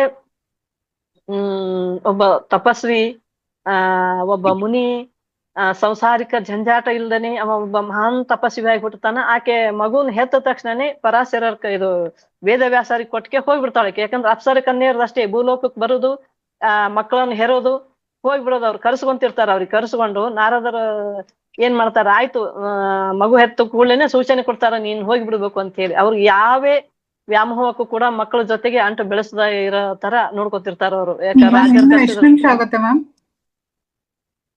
25 ನಿಮಿಷ ಆಯ್ತಾ ಟೈಮ್? ಟೈಮ್ ಆಯ್ತು. ಅಲ್ಲ, ನಿಮ್ದು ಇನ್ನು ಎಷ್ಟು ನಿಮಿಷ ಇದೆ? ಓಕೆ ಮೇಡಮ್, ಇನ್ನೊಂದ್ ಸ್ವಲ್ಪದ್ರಾಗ ಮುಗಿಸ್ತೀನಿ. ಬಹಳ ಇದೆ ಅದು. ನಾನು ಕತೆ, ಯಾಕಂದ್ರೆ ನಾನು ಬುಕ್ ನೋಡಿಲ್ಲ, ಸ್ಟೋರಿ ಅಷ್ಟೇ ನಾನು ಓದಿದ್ರ ಸ್ಟೋರಿ ಹೇಳಾಕತ್ತೀನಿ. ಆಯ್ತಾಯ್ತು, ಇನ್ನೊಂದ್ 5 ನಿಮಿಷ ಮುಗಿಸ್ತೇನೆ. 25 ಆಗ್ಯದ, 5:04 ಮುಗಿಸ್ತೇನೆ. ಆಗ ಎಲ್ಲಿ ಬಂದೇವ್ರಿ ನಾನು? ಇವರು ಅಪ್ಸರೆಯರು ಅಪ್ಸರೆ ಕನ್ಯರು ಸುಖಮುನಿ ಹೋಗ್ತಾ ಇರ್ತಾರೆ. 4ನೇ ಮಗ ಸುಖಮುನಿ ಹುಟ್ಟತಾನ್ರಿ. ಅವ ಬೆಳಕಿನೊಳಗ ಬೆಳಕಾಗಿ ಹೋಗ್ತಾನ. ಆ ಸುಖಮುನಿಯನ್ನು ನೋಡಿ ತಂದೆಯನ್ನು ಮೀರಿಸುವಂತ ಒಬ್ಬ ಸುಖಮುನಿ ಹುಟ್ಟತಾನ. ಶ್ರೀ ವೇದವ್ಯಾಸರಿಗೆ 4ನೇ ಮಗ ಸುಖಮುನಿ ಅಂತ ಹೇಳಿ. ಅವನು ಹೆಂಗಂತಂದ್ರ ಎಲ್ಲವನ್ನು ವಿದ್ಯಾಪಾರಂಗತನಾಗಿರ್ತಾನ. ಹುಟ್ಟುತ್ತಲೇ ಎಲ್ಲ ವಿದ್ಯೆಯನ್ನು ಕಲ್ತಿರ್ತಾನ. ಅವನಿಗೇನೋ ಗೊತ್ತಿಲ್ಲ, ಇವ್ರದೇ ಎಲ್ಲವನ್ನು ಧಾರೆ ಎರೆದಿರ್ತಾರ. 58ನೇ ವಯಸ್ಸಿಗೆ ಹುಟ್ಟಿರ್ತಾನ ಅವ. ವೇದವ್ಯಾಸರಿಗೆ 58ನೇ ವಯಸ್ಸಿಗೆ. ಅವ್ರು ಪ್ರಶ್ನೆ ಮಾಡ್ಕೋತಾರ, ನನ್ನ ಈ 58ನೇ ವಯಸ್ಸಿಗೆ ಮಗು ಬೇಕಂತ ಬಯಕೆ ನನಗ್ಯಾಕಾಯ್ತು? ನಾನೇಕೆ ಮತ್ತ ಪುತ್ರ ಬಯಕೆಯಲ್ಲಿ ಬಿದ್ದೆ? ನನಗೇಕೆ ಈ ತೊಳಲಾಟ? ನಾನು ಒಬ್ಬ ಮಹಾಮುನಿ ಅಲ್ಲ, ನನಗೆ ಯಾಕೆ ಬರ್ಲಿಲ್ಲ ಈ ಬುದ್ಧಿ? ನಾನೇನು ಸಾಮಾನ್ಯರಂತೆ ನನಗೂ ಕಾಡಿತಲ್ಲ ಈ ಮಾಯೆ ಅಂತ ತಮ್ಮನ್ ತಾವು ಪ್ರಶ್ನೆ ಮಾಡ್ಕೋತಾರ. ಆಗ ಸುಖಮುನಿ ಬೆಳಕಿನೊಳಗೆ ಬೆಳಕಾಗಿ ಆಕಾಶದ ಸೂರ್ಯ ಚಂದ್ರರು ಹೆಂಗ ಮುಳುಗ್ತಿರ್ತಾರ ಹಾಗೆ ಮುಳುಗಿ ಹೋಗಿ ಬಿಡ್ತಾನ ಅವನು. ಆಗ ತನ್ನಲ್ಲಿರುವಂತ ಎಲ್ಲ ತಪೋ ಬಲವನ್ನು, ಎಲ್ಲ ಶಕ್ತಿಯನ್ನು ಕೂಡ ಇವರು ನನ್ನ ಶಿಷ್ಯಂದಿರಿಗೆ ಧಾರೆ ಎರಿತಾರ ವೇದವ್ಯಾಸರು. ಧಾರೆ ಎರೆದಾಗ ಅವ್ರದೊಂದು ಜೀವನ ವೃತ್ತಾಂತವೇ ಹೆಂಗಂತಂದ್ರ, ಒಂದು ದಿನ ತಾಯಿ ಕೂಡ ಆ ನೆನಸುಗಳಕ್ಕಿಂತ ಮುಂಚೆ ನಾರದರು ಆಕೆಯನ್ನ ಕರ್ಕೊಂಡ್ ಹೋಗ್ತಾರ ಅಲ್ಲಿ ಬದ್ರಿಕರ ಆಶ್ರಮಕ್ಕ. ಕರ್ಕೊಂಡ್ ಹೋದತ್ನ್ಯಾಗ ಆ ತಾಯಿಯ ಚಿತ್ರ ನೋಡಿರ್ತಾನ ಅವನು. ಹರಕ್ ಬಟ್ಟಿ, ತಲೆ ಮೇಲೊಂದು ಬುಟ್ಟಿ, ಅದರಲ್ಲಿ ಮೀನು ಮಾರ್ಕೊಂತ ಮತ್ಸ್ಯಗಂಧೆಯಾಗಿ ಆ ಯಮುನಾ ನದಿ ದಂಡಿಯಲ್ಲಿ ಕೂತ್ಕೊಂಡು ಆ ದೋಣಿ ನಡೆಸುವಂತ ತಾಯಿ ಈಗ ರಾಜ ಪೋಷಾಕಿನಲ್ಲಿ ನಮ್ಮ ಇಲ್ಲಿ ಬಂದಾಳ ಅಂತಂದ್ರ ಹೆಂಗ ಇದನ್ನ ನಂಬಲಕ್ ಸಾಧ್ಯ ಇಲ್ಲ ನಾರದ್ರಿ ಅಂತ ಹೇಳ್ತಾನ. ಅಂದೊತ್ನ್ಯಾಗ ಅದು ಕೂಡ ನೀನು ತಂದೆ ಕೊಟ್ಟ ವರನೇ ಅಂತ ಹೇಳ್ತಾರ. ಹಂಗ್ಯಾಂಗ ನನ್ನ ತಂದೆ ಇರುವಾಗ್ಲೇ ಇನ್ನೊಂದು ಮದುವೆ ಹೆಂಗಾದ್ಲು ಅಂತ ಕೇಳೋತ್ನ್ಯಾಗ, ಇಲ್ಲ ಅದನ್ನು ಕೂಡ ನಿನ್ ತಂದೆ, ನೀನು ಹುಟ್ಟಿದ್ರು ಕೂಡ ನೀನ್ ಕನ್ಯೆಯಾಗಿ ಇರ್ತೀಯ, ನಿನಗೊಂದು ಎಲ್ಲ ಮರ್ಯಾದೆ ಪುರುಷಗಳಾಗಿನೇ ನೀನ್ ಇರ್ತೀಯ, ನಿನಗೂ ಮದುವೆ ಆಗ್ತದ, ಮಕ್ಕಳಾಗ್ತಾವ, ಈ ತರ ಎಲ್ಲಾನು ನಿನ್ ತಂದೆನೇ ವಚನ ಕೊಟ್ಟಿರ್ತಾನಪ್ಪ. ಅದಕ್ಕಾಗಿ ನಿನ್ ತಾಯಿ ಸಾಮಾನ್ಯರಂತೆ ಅಲ್ಲ, ಒಂದು ರಾಜ್ಯದ ಚುಕ್ಕಾಣಿಯನ್ನು ಹಿಡಿದು ರಾಜ್ಯಭಾರವನ್ನು ಮಾಡುವಂತ ಮಹಾನ್ ತಾಯಿ ನಿನ್ ತಾಯಿ ಕೂಡ ಅಂತ ಹೇಳ್ತಾರ. ಆದ್ರೂ ಅವ್ನಿಗೆ ಒಪ್ಕೊಳಕ್ ಸ್ವಲ್ಪ ಕಷ್ಟ ಆಗ್ತದ. ಆಮೇಲೆ ಎಲ್ಲ ತಿಳಿಸಿ ನಾರದ್ರು ಹೇಳಿದಾಗ, ಅದು ಕೂಡ ನಿನ್ ತಂದೆ ಕೊಟ್ಟಂತ ಭಿಕ್ಷೆಪ್ಪ ಅಂತ ಹೇಳ್ತಾಳ. ಹೇಳಿದ ಹೊತ್ನ್ಯಾಗ ಆ ತಾಯಿ ಚಿತ್ರಣ ನಮ್ ತಲೆ ಕಣ್ ಮುಂದೆ ಕಟ್ಟಿರ್ತದ. ಅಂತ ತಾಯಿ ಈಗ ರಾಜ ಪೋಷಾಕಿನಲ್ಲಿ ಬಂದ ಹೊತ್ನ್ಯಾಗ ನನ್ನ ಅಮ್ಮನ ಈಕೆ ಅಂತ ಹೇಳಿ ಒಂದು ಸಲ ತನ್ನನ್ನು ತಾನು ಪ್ರಶ್ನೆ ಮಾಡ್ಕೊಂಡು ಆಕೆ ಹತ್ರ ಹೋಗಿ ಎಲ್ಲ ನಡೆದದ್ದೆಲ್ಲ ಹೇಳ್ತಾಳ. ಹೇಳು ಮತ್ತೆ ಇನ್ನೊಂದ್ಸಲ ಬಾ ಕೃಷ್ಣ ಅಂತ ಹೇಳಿ ಕರೆದೊತ್ನ್ಯಾಗ, ಆಯ್ತಮ್ಮ ಬರ್ತೀನಿ ಅಂತ ಹೇಳ್ತಾನ. ಒಂದು ದಿನ ಯುದ್ಧ ನಡೆದೊತ್ನ್ಯಾಗ ಆ ಯುದ್ಧವನ್ನು ನೋಡಿ ವರ್ಣನೆ ಮಾಡ್ತಾನಂತಂದ್ರ ಅದನ್ನು ವರ್ಣಿಸಾಕ ಆಗಲ್ಲ. ಎಷ್ಟೊಂದು ಜನರು ಸಾಯ್ತಾರ, 11 ಅಕ್ಷೋಹಿಣಿ ಸೈನ್ಯ ಕೌರವರಲ್ಲಿ ಇರ್ತದ, 7 ಅಕ್ಷೋಹಿಣಿ ಸೈನ್ಯ ಪಾಂಡವರಲ್ಲಿ ಇರ್ತದ. ಅಷ್ಟಾದ್ರೂ ಕೂಡ ಪಾಂಡವರು ಗೆಲ್ತಾರ. ಒಂದೊಂದು ಅಕ್ಷೋಹಿಣಿ ಸೈನ್ಯ ಎಷ್ಟು ಅದನ್ನ ಹೇಳ್ಬೇಕಂದ್ರ,